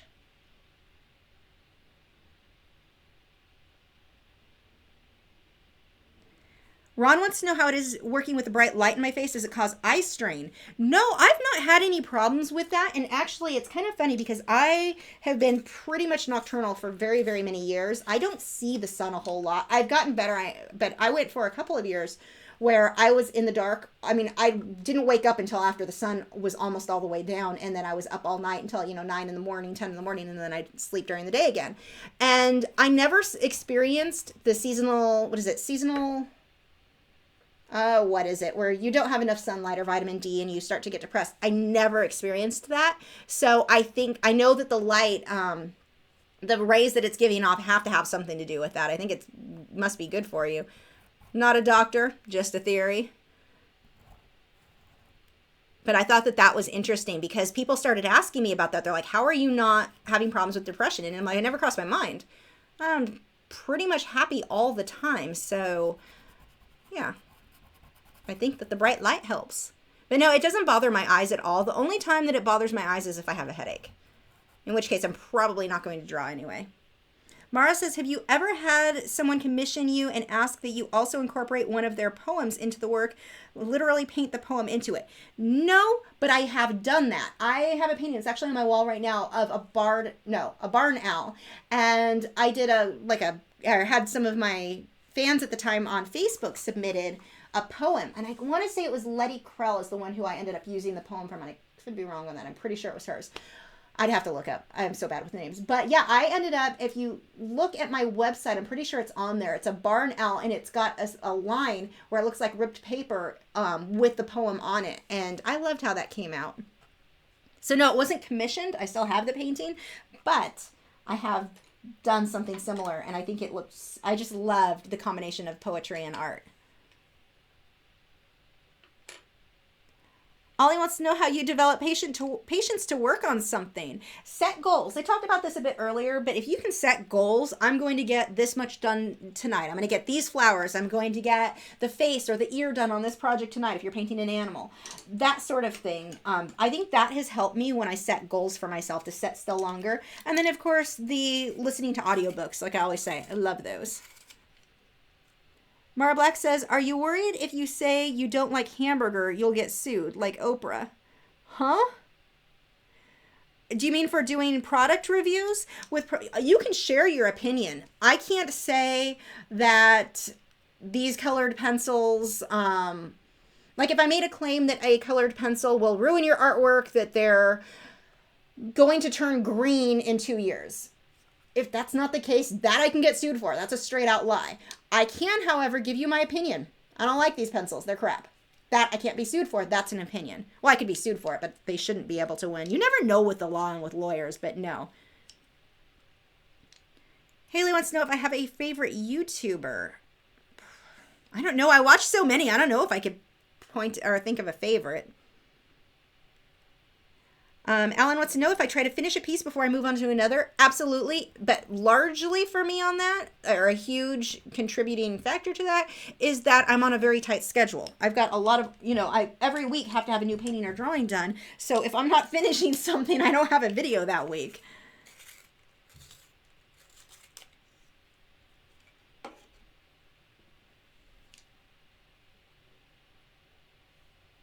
Okay, so we're going to take this pink here, and it's kind of a dark peach. This one is actually medium flesh.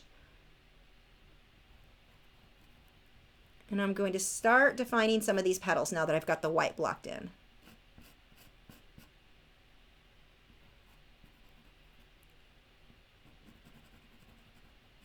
Now, I don't have to blend everything with Powder Blender. Don't feel like the Powder Blender has to touch every single piece of your artwork. If it doesn't need to be blended, don't use it. I mean, it's only for areas that need to be soft. Here, I'm able to get most of the blending I need with my pencils themselves.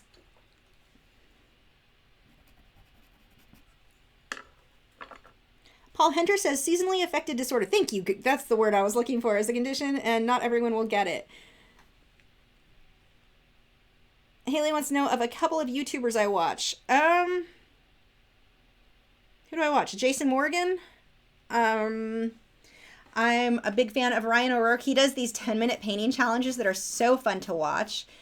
Unmask Art. I like his channel a lot.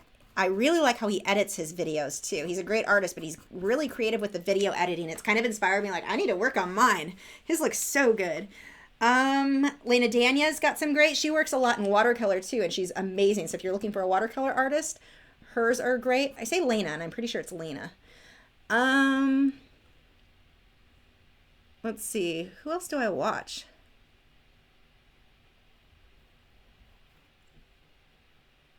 I can't think of any off the top of my head. And of course, channels like, video creators. There's another one I've been watching lately, Roberto Blake, I believe is his name. He's got tips on all kinds of stuff, but he does some YouTube tip type videos. I've been watching this guy lately. He does Power Director, the video editing software that I use. He's got some tutorials. I can't remember his name right now. I'm so bad with names. I pretty much should have answered that question with, I don't know, I watched some people, since I clearly can't remember anyone's names. Mara wants to know if I've watched Mural Joe. That name sounds super familiar to me. Or Michael James Smith. I'm pretty sure I've watched him.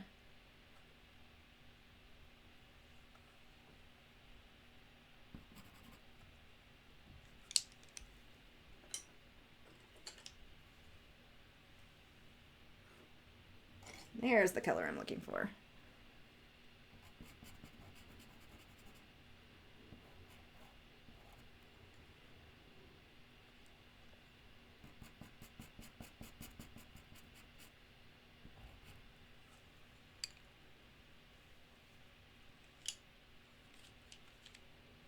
Vix Trick says, do you ever think about how many people you've inspired through your videos? You know, it's funny because people will tell me that they've been inspired, and it's like, I know humbling is not the right word definition-wise. It's, because people always say that I'm so humbled, and people, it's not technically the right word, but people use it as that. It's crazy to me to think that, and it's exciting and makes me want to keep making videos, because you'll occasionally get someone who acts like a real jerk and you're just like, oh, why am I doing this? All right, because I want to pay my bills. But occasionally you'll get those, and it's like, it's really frustrating. And then to hear from somebody else how much they like the video or that it helped them, it's it's kind of surreal, the feeling. It's easy to sit in my studio by myself and not really realize how many people are watching those videos or how many people that might help. So when I hear that it does, it's really, really encouraging and exciting for me. Just because, like I said, you kind of can disconnect where, like with me, I'm in the studio all the time. So I don't necessarily talk to a lot of people. Oh, my monitor just shut down. Chloe King wants to know if I am planning on a collaboration with Robin Clance. I've never talked to her personally. I follow her on YouTube and so that's another channel that's fun to watch. So I should contact her and see if she'd be interested in that. Alan says, I love your work. Will you be doing a live stream in graphite anytime soon? I'm sure I will. I'm not sure when. I don't have it on my schedule, but I know for certain I will end up doing some.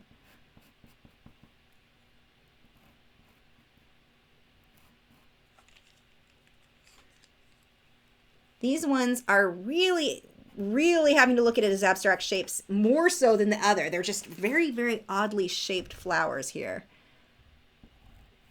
And a lot of these are going to look weird to me until I get what's around them blocked in.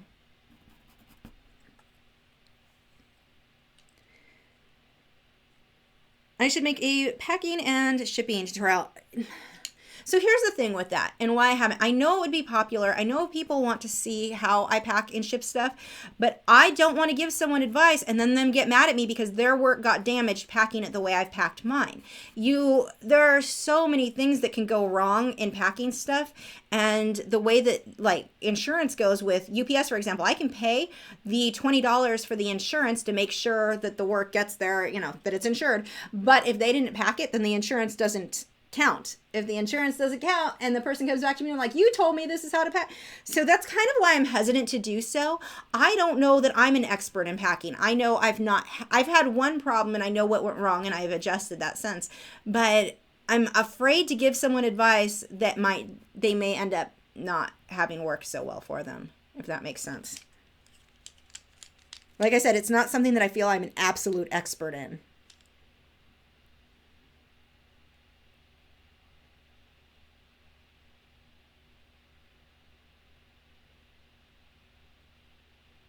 Alicia wants to know if I have some favorite art supplies. I do, and they are all listed over on my website. If you go to lachri.com, the top of the thing, there will be a link to go to my supplies page, and everything I use is listed there.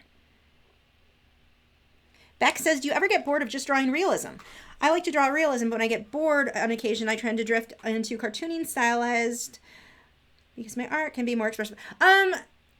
It's what interests me the most, but at the same time, I have enjoyed doing stuff that's like pop surrealism and different things that are definitely not realism, abstract-y type things. Neo-pop surrealism, I think that's the word I'm looking for. But, yeah, I mean, I can see where it would get... I think one of the reasons that I don't get bored personally is that I work in so many different mediums. Now, there are times I will look at something after I've done something that took forever, like leaves. I probably won't be drawing leaves again anytime in the very near future. It'll be a while before I want to draw those again. That was a lot of work on the hummingbird piece. But, so I'll switch subjects a bit there.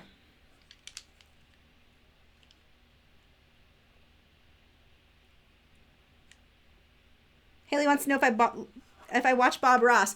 I have watched Bob Ross. I don't watch him now, but he's awesome and has done so much to get people painting, so I love him for that.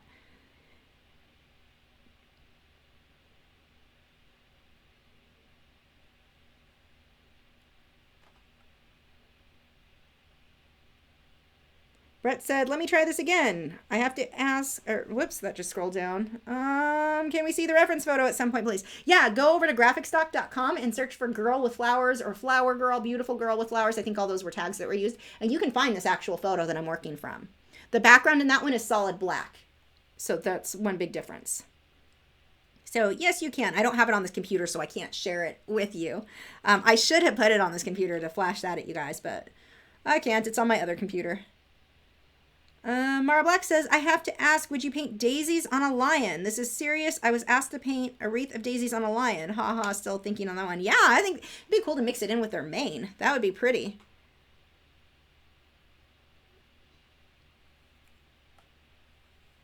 Okay, so back to this guy. I need to get some yellows in here. You know what? I'm going to skip ahead and get this leaf because it's part of what's screwing me up. What's next to it, I don't have the values in here. So let's go ahead and block a little bit of this in. Sid says, do you plan on making any time-lapse videos soon? Love your videos. I do them every single Wednesday. Everyone, for years. So yes, I plan on making one. Well, that's what this is technically. Yes, still recording. That's what this one will be too. But every week I have a new time-lapse video. So yes. Karen Smith says it's called Beautiful Redhead Woman Posing with Flowers. So those of you who are going to Graphic Stock right now and looking for this image, look up Beautiful Redhead Woman Posing with Flower. Thank you, Karen. Alicia wants to know if I have a favorite painting or drawing. Do you mean of myself or others? Of myself, last year, my flamingo with the bees, that was probably my favorite. Really big fan of the way that the goldfish and the pouring medium came out. And there was one other one. Oh, my clownfish, the Graphic Stock, actually, clownfish that I did in acrylics. Those are all hanging, well, except for the clownfish. He's sitting over by my stack of paintings over there. But the other ones are already on my walls. Those would be my favorites right now.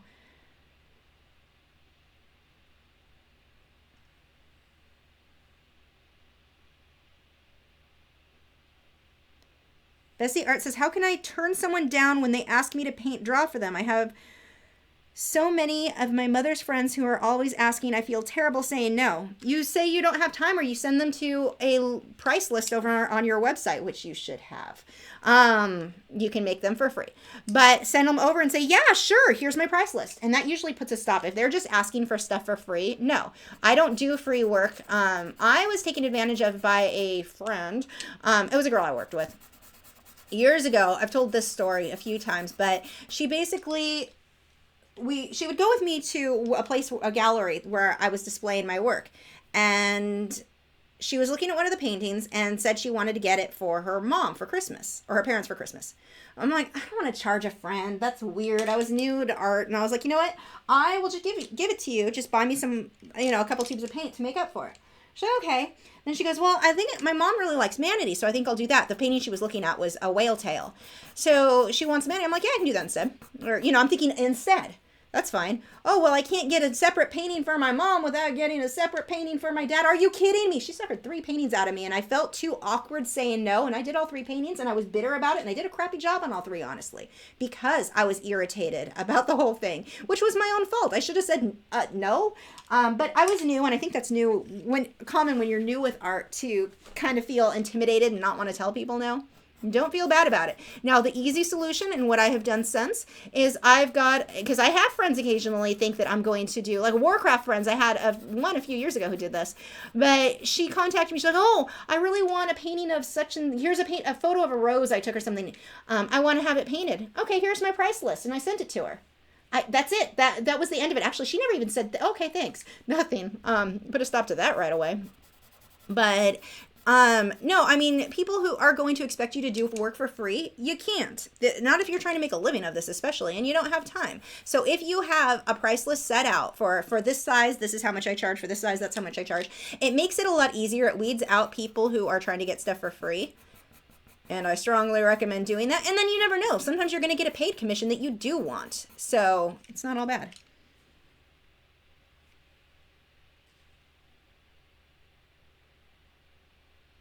I'm scrolling down. I just missed a question. Where did it go? Katie wants to know if I will do the rest of this girl in the next live stream. Yes. Oh, her name is Lori. Okay, did you name her that, or is that what her actual name is on the side? I'm curious. But yes, I will be working on it may just be her hair. I'm not sure what we're going to be doing next week, because I suspect I'll have already had her face done by the time we start next week. So we may be looking at hair. Here wants to know if I've tried out computer art. Yes, I do. I have done digital art. I really like it. Orion Fine Art wants to know, what should I pick, digital or traditional art? I'm having a hard time deciding. Why do you have to decide on one? You can do both. I do both. I do traditional more, but digital art is fun. And I think it's really handy to know, because even if you don't end up doing full digital paintings, you can use what you learn there to design your paintings that turn into traditional art. They work well hand in hand. So I think you should do both. Haley wants to know if I want or have any exotic animals. I have hermit crabs, if that counts, and a cockatiel. So, and they're from like the Australia area, so it's exotic to me. Although I call them a chicken. Oh, scrolling down. Mara Black says, I must be a real big bee because no one asked for freebies. They just knew you were going to say no. Ashley says, how do you equate price with size and detail when it comes to paintings? Go look up on YouTube, Lachri and pricing art, and a video will come up talking, giving you a bunch of tips exactly on that. It is too much to go over in a quick video here. So what was I working on? That flower, or that, let's see, this one comes to, oh wow, I missed a whole line there. Now that I've got these in, the flowers in front of them make more sense to me, and I can really see where I need to start working on some of the contrast.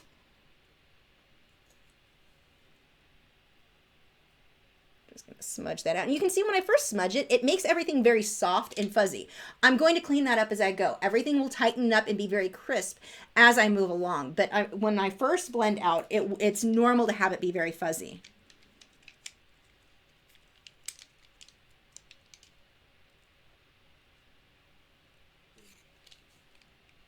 Okay, so now looking up at this guy, just blocking in those few things makes it so much easier for me to see certain things down here.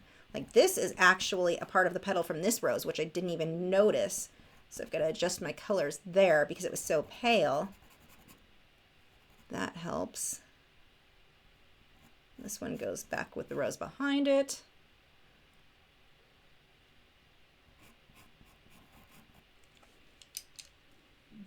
One of the things that I'm going to be doing quite a bit in this piece is using this reddish brown color. I used it along with some magenta in the background, and I've got to pull that into my roses. So I'll be using that a lot where it's not necessarily called for on my reference photo, just so they all feel like they go together. If you change the color on the background of anything you're drawing, let's say you found a really pretty photo of an owl that you're working on. If you change the color of the background to where in the photo, the background had like a lot of green, the owl was near grass or trees, and you changed it so it's all blues and purples, and you need to use those blues and purples instead of the greens, have that reflecting on the owl so that it all feels like it's going together. And that's what's happening here. I'm using a lot of these colors here, the magentas and this reddish brown color. I've got to pull that into my flowers as well so that they all go together. Fiddle Jewel says, I love that you call it a chicken. I've had actual chicken pets. Received ducklings from neighbor kids for Christmas a year ago. Aw, I really wanted a duck and I really wanted a chicken. Like, I don't know why I decided that was something that I had to have at one point. Like, it was in my future goals. I have weird life goals. Judge me. So I really wanted a chicken, but now that I have the cockatiel, I think that he is fulfilling my chicken desire. We just call him a chicken.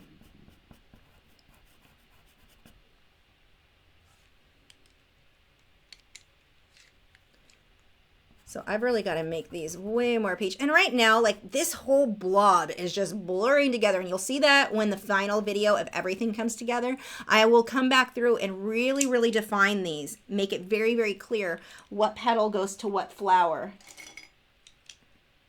There it is.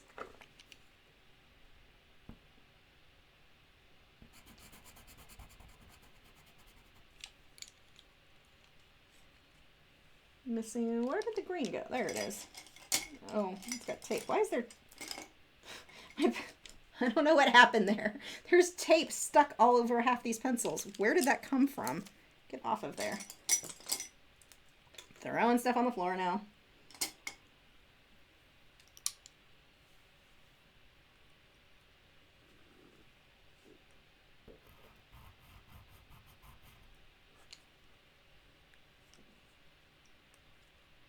Haley said, my dad is a really big fan of your work. Cool. I have ducks. I'm jealous.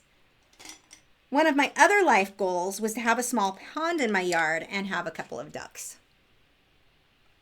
I don't know if that'll happen because I'm a huge fan of sighthounds, and sighthounds tend to be a bit highly prey driven. So I would not want to chance my dogs eating said ducks.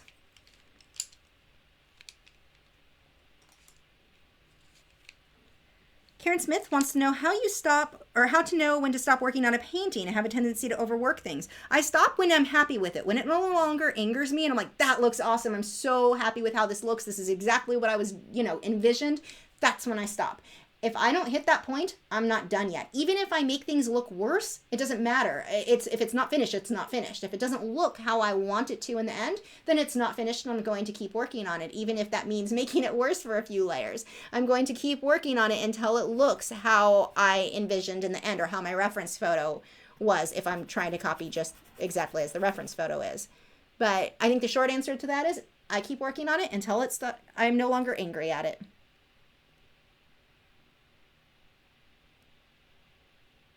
Katie wants to know, would the baby chicken ever fly out of the house? His wings are clipped, so no. He could flutter out of the house, but we're really careful with that, so no. As a kid, I had a parakeet who flew away. It sucked. I'm really careful now. Mara says, with the white in your flowers, would you use blue to show off the highlight? In parts of these, I will. I will be coming back through with blue, but once I spray with the texture fixative, I'm working on such a large area. I want to get pretty much all of the flowers. I'll probably get one layer done on the flowers, then spray with the texture fixative, and then go over with the next layer. And in the next layer, yes, there will be some blues added into it. Not a lot. This one doesn't have a lot of blues. This one is a much warmer piece, but there will be a couple areas where I want to make it stand out a little that I would use blue.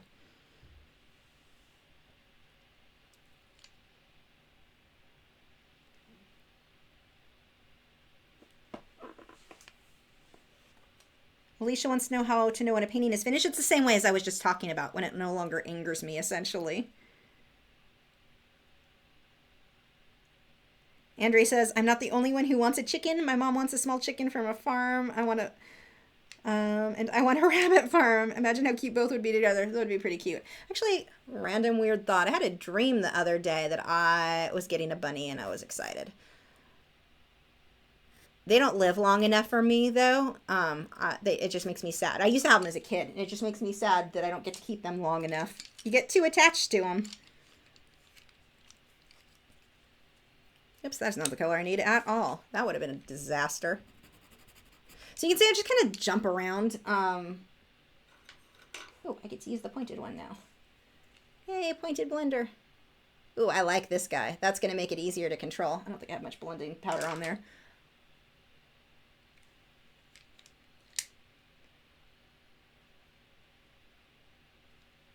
Okay, let's see. What am I working on? I'm still messing with these ugly flowers up here. Although I think I'm probably going to hit a point where I'm like, yeah, good enough until I spray them.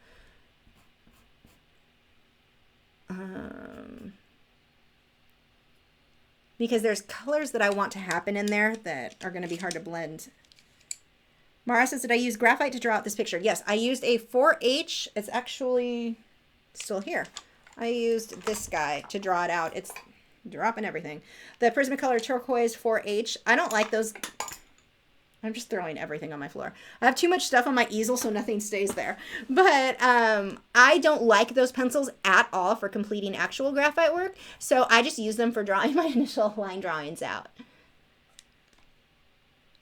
Carlos says, you talk about overwork, but what happens when you have to get something done and you don't feel like keep working? I make myself do it. I mean, so here's the thing. If you're a professional artist, it's your job. I mean, that's what I have to do. If I want, let's say I worked at I used to work at an animal hospital. If I was not in the mood to go in, I never was, horrible job, but loved the animals, hated the people. But if I wasn't in the mood to go in, it didn't matter. The owner wasn't going to be like, oh, you're not in the mood, no worries. I'll go ahead and I'll write out your paycheck. It'll be good. That's not how it works when you have a job. So it doesn't matter if you're in the mood or not. If you're trying to make a living out of this, you sit down and you work. That's how it is. I mean, anyone who works in any job, tell me they're always in the mood to work. They're not. They're almost never in the mood to work. How many times do you hear someone complain about having to go, I got to go to work? No one wants to go to work. The thing with art is we have a tendency to assume because it's fun that it's not actually work and we don't have to look at it as work. Well, if you want to be successful, you've got to look at it like you would a real job. If you want to be successful, get up and work and make yourself get it done.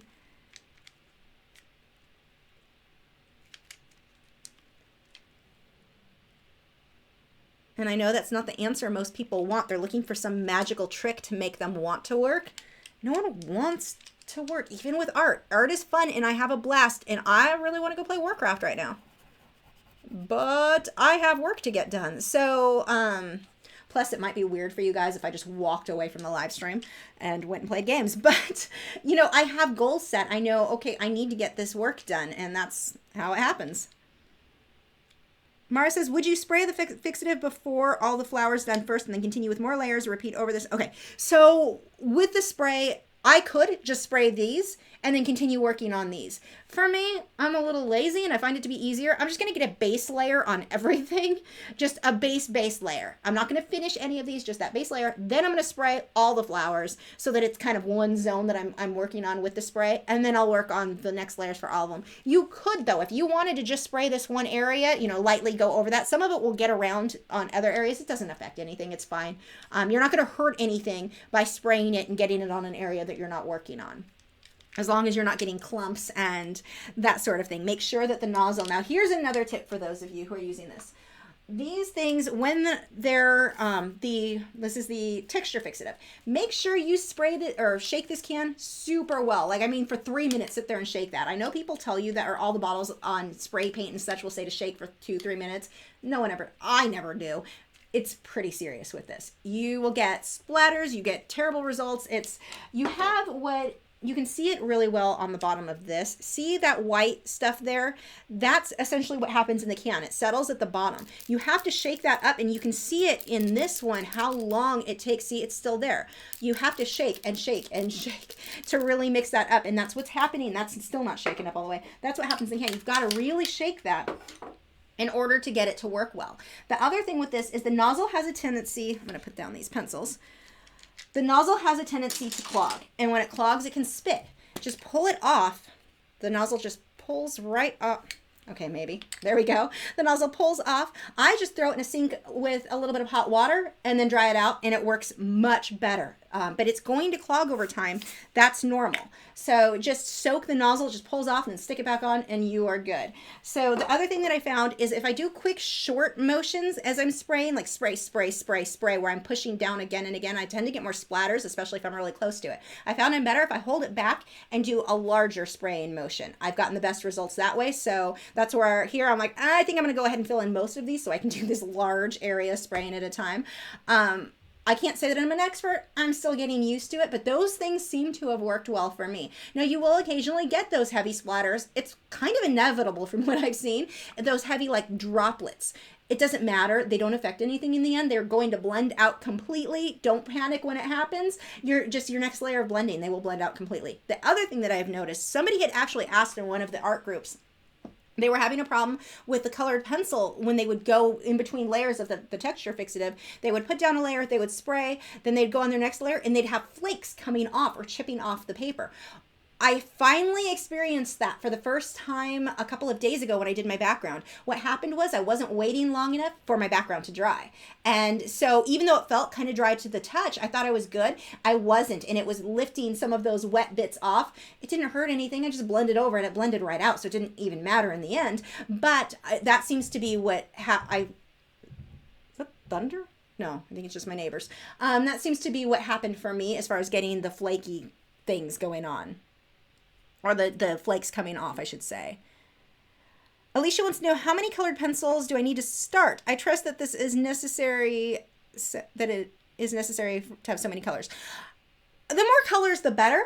But I would rather see someone with a small set of good pencils, like let's say a set of 24 Prismacolors, than, that was a bad thing that came out of my mouth, like a set of 24 Polychromos versus a set of 72 cheapy coloring book colored pencils. Get fewer good pencils. That's more important to learn blending and shading. Yeah, you're going to have more options with more pencils, but you can learn a lot with just a handful of pencils. So I would say a handful of quality pencils. Get as many as you can afford. You can always add to them later.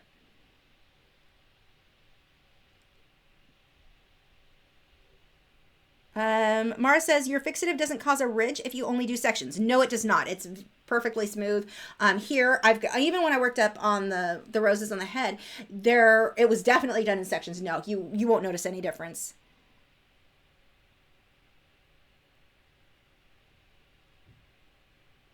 I'm scrolling down for more questions. We're just about done, so I'm just going to answer a few more questions for tonight. Now, I will be posting in progress photos of this over the next few days over on Instagram and Facebook, probably Twitter as well. So make sure to watch that if you want to see the progression or if you want to see what the top section of this looks like so far.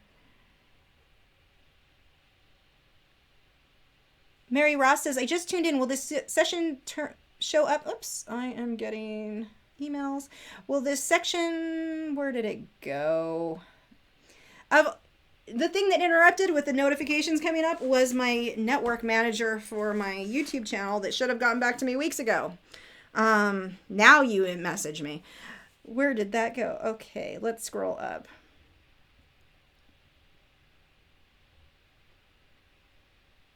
Okay, answered that one.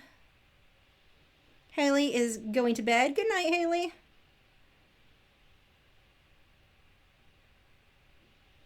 There we go. Mary Ross said, I just tuned into the, will this session show up on your site so I can watch what I missed? By the way, you're great. Thank you. Yes, it will be there. Same link, same everything. You will be able to watch all of it. It will be on YouTube once it's done processing, but I think just because you have the link, you're going to be able to watch all of it now anyway. Mara Black says, does the blender sit on the paper or go into it? Does it sit on the fixative or somewhat go into it too?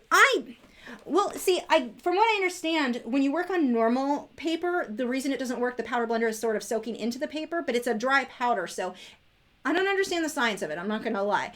It doesn't soak into it. I mean, gestued paper isn't absorbent, so it's not soaking into it. I think it's mostly sitting on top. I don't know the science of it. We could ask Aliona. If you go over to the Brush and Pencil Facebook page, I bet if you posted there, she could explain it better.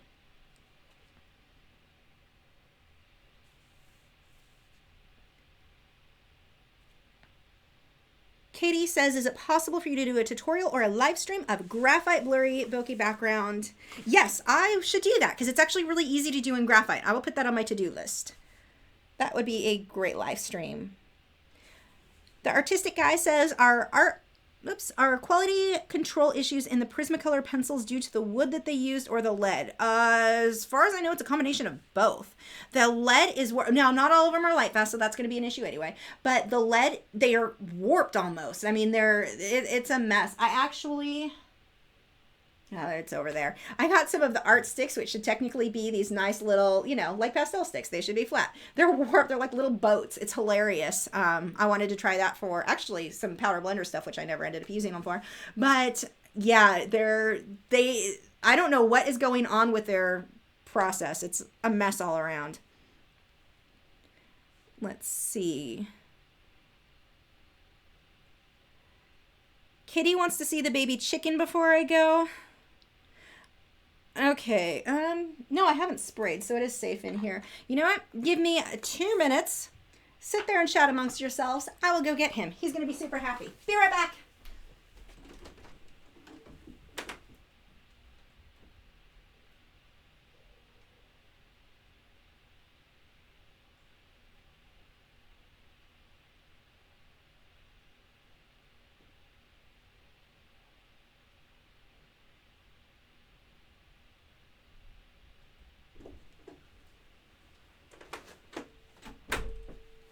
Okay, here's the baby chicken.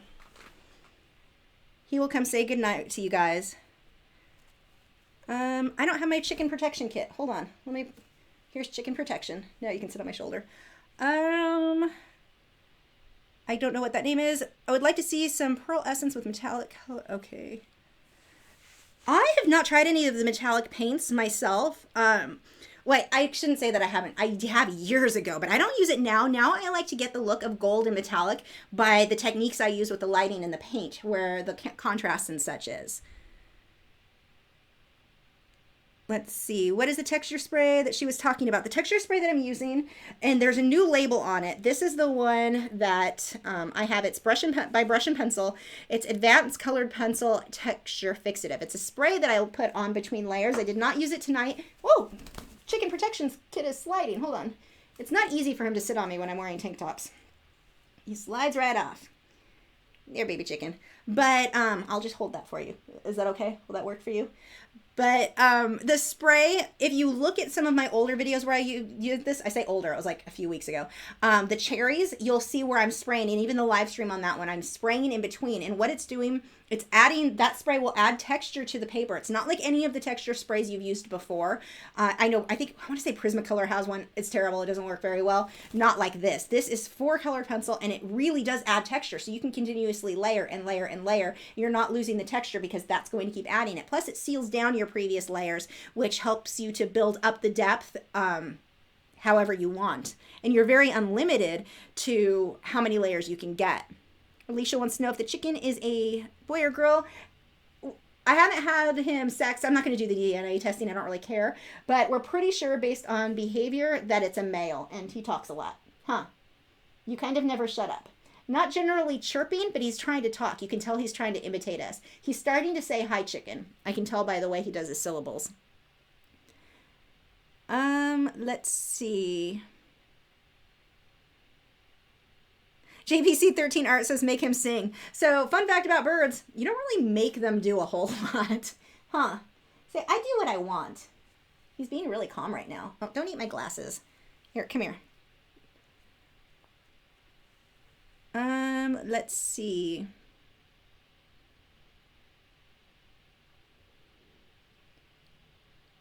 Did I miss any questions while I was gone? Andrea says, oh, I want to pet him. Yeah, he's the most cuddly, lovable bird. Ah, you're sliding off. This is terrible, huh? He's really, really sweet. Right now he's not because he just came out of his cage. But normally he's really good about letting me rub his head. Not right now. He's like, no, just please stop. He's so cute, huh? Let's see. Mary Ross says, tuck the washcloth under your shoulder. I should. Actually, no. Normally what I do is I've got a bigger one. This one's just really small. So it's just not working for us. Can anyone recommend a good mixed media paper for Derwent Inktense? I actually like watercolor paper the best.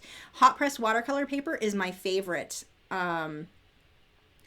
for Inktense. I really like my Fabriano Artistico Extra White Hot Press. The 300 pound is nice because it's so thick, but the 140 pound works fine too. Those are my favorites. Debbie Burnett wants to know where you get that spray. I got mine from brushandpencil.com. The link is in the video description. I actually have links for where you can get them from the UK and Canada as well. Okay, let's try tucking this in. Think it'll work? I don't know.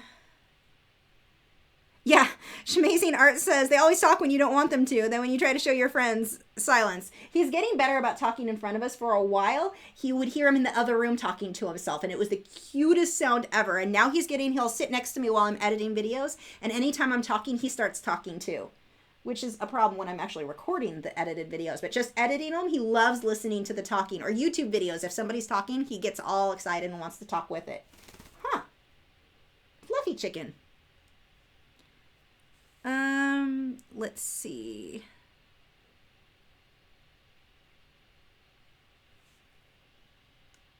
Does Derwent make a pad for the Inktense? I don't believe they make anything specifically for the Inktense. I'm pretty sure they would have told me if they did. I think just any watercolor paper would work. And actually, you can use cold press too. I mean, most watercolor papers will work. For the Smart Art Box, if you saw last week's project, Saturday's project, I worked with watercolor pencils for the first time. And that came with a pack of cold press Fabriano paper. And I want to try the Inktense on that too, because I think it'll work well. It's more textured, but because of the way that I paint or use the brush with that, I think that it'll work well.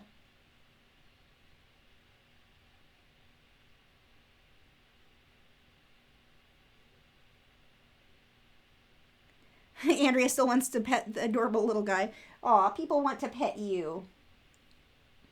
He's been a really cool cockatiel. And when I put my hand in his cage, this has nothing to do with art, but when I'll put my hand in his cage, normally when I did, like my females would always kind of hiss and they're like, I don't know if I want to come out. Not this guy. You open that door and he will rush to jump onto your hand. Like he wants on your hand as quick as possible. When you try to put him back in his cage, he rushes up your arm trying to not, wait, where are you going? You're going to walk that way now? You'll fall off. I don't have sleeves. But he will rush to get on your arm. He wants to be with us all the time. He is just so social. I guess that's a good word. Very, very social. Never wants to be alone. And if he broke his tail off because he has we call him a drama chicken. He had as a tantrum when you put him in his cage, and it kept rubbing against the edges of the bars, and he over time finally broke all of those off. So we're waiting for him to molt so that he gets new chicken feathers. You look ridiculous. You actually look like a chicken right now. Let's see. Ryan Fine Art says, I need to know digital or traditional art. I'm having a hard time deciding. It's up to you. Use both. I do both and I love both. I do traditional more, but there's no reason that you have to choose just one. The thing is, and I think that with digital art, people look at it as like it's something else completely. It's not. It's just a different medium. That's all it is. It's a different medium. It's still art. You still follow the same rules with color balance and contrast and design and everything. It's the same thing, just a different medium. Don't eat my earrings, you rotten bird. That's what you get. You got them covered with hair. But it's just a different medium. And so the techniques that you learn from traditional can be applied to digital. And the stuff from digital, it's going to be applied. Again, composition, color balance, all of that is going to be the same no matter what medium you're working in. So the idea that somehow digital art, and a lot of artists feel this way, that digital art is just something so different, like building cars compared to building houses. Like it's totally different. It's not. It's not that different. It's just a different medium.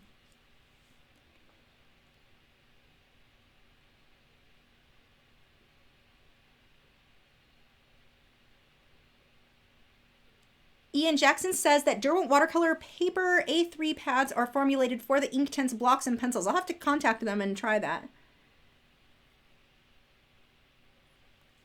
Brandy wants to know if he has the cockatiel has barring on the underside of his tail. Yes, but it's because he's still a baby. So once he has his, probably the second molt, the first molt isn't a guarantee. Second molt we'll be able to better see if they come out more solid without the barring, then it's most likely a male.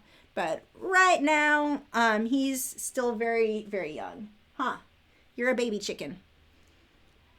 Arlene Wright says, are you moving away from mineral spirits in favor of the powder blender? I look at it as almost working as two different mediums. If I want to airbrush a background like I did for the hummingbirds, then he wants my necklace. He's obsessed with that necklace. But oh no, where are you going? I want to airbrush something, then I'm going to work traditionally with mineral spirits. I'm going to work on a smoother paper. If I'm working on, like here with the sanded paper, then it just depends on what it is. I'm not giving up one for the other. I like them both for different reasons. And this, like here, I wanted to work really large. It makes more sense to go with powder blender because it's going to go so much faster. There's a chicken feather flying in my face.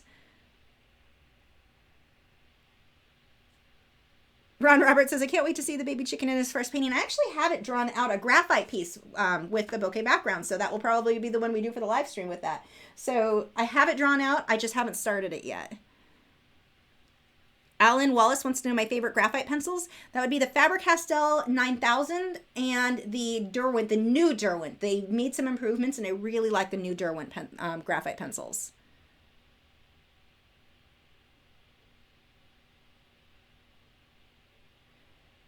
Jen says, does anyone know if the pencil fixatives can be shipped outside of the U.S. like a P.O. box? No, not outside of the U.S. because of just the toxicity and the aerosol can and all of that. So you'll have to look like Jackson's Art Supply in the U.K. He can ship within that area. There's another place in Canada that is able to ship.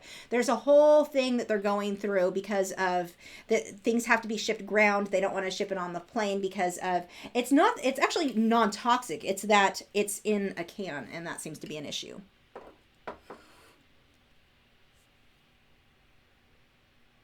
Yeah, that's a good way to tell if he lays eggs, it's a girl. Yeah, that would definitely be a good way to tell.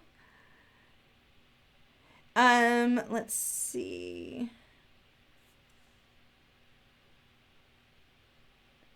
Okay, we are 10 minutes after 10, so I'm going to go ahead and wrap this up. Thank you guys so much for joining. Again, make sure to head over and check out the Art of Joseph Fincham and Valerie, Valerie has a woodburning channel, which is amazing. I'm always just so amazed by that style. And then Joseph does these beautiful paintings. Check out their channels for more art there. The links to those are both listed in the video description. And thank you guys so much for helping moderate these. Thank you everybody for joining. These have been, I just so enjoy these and chatting with you guys. So next week we'll be working on this. I'm pretty sure we're going to be working on her hair next week. No promises, but that's probably what we're going to be doing. So thank you again for joining, and I will see you next week. Well, technically tomorrow I have a video. Where are you going? I have a video going up tomorrow, but next Wednesday will be the next live stream. And then we have the awkward, you're sliding off. What are you doing? Let's go ahead and stop that. Okay, good night, guys. I'd wave, but, you know, there's a chicken on my hand. Where are you going? Oh, yeah, this is why I wouldn't be able to have him in here while I work. He gets bored and wants to go explore all the things. You're rotten. You really are. Bye, guys.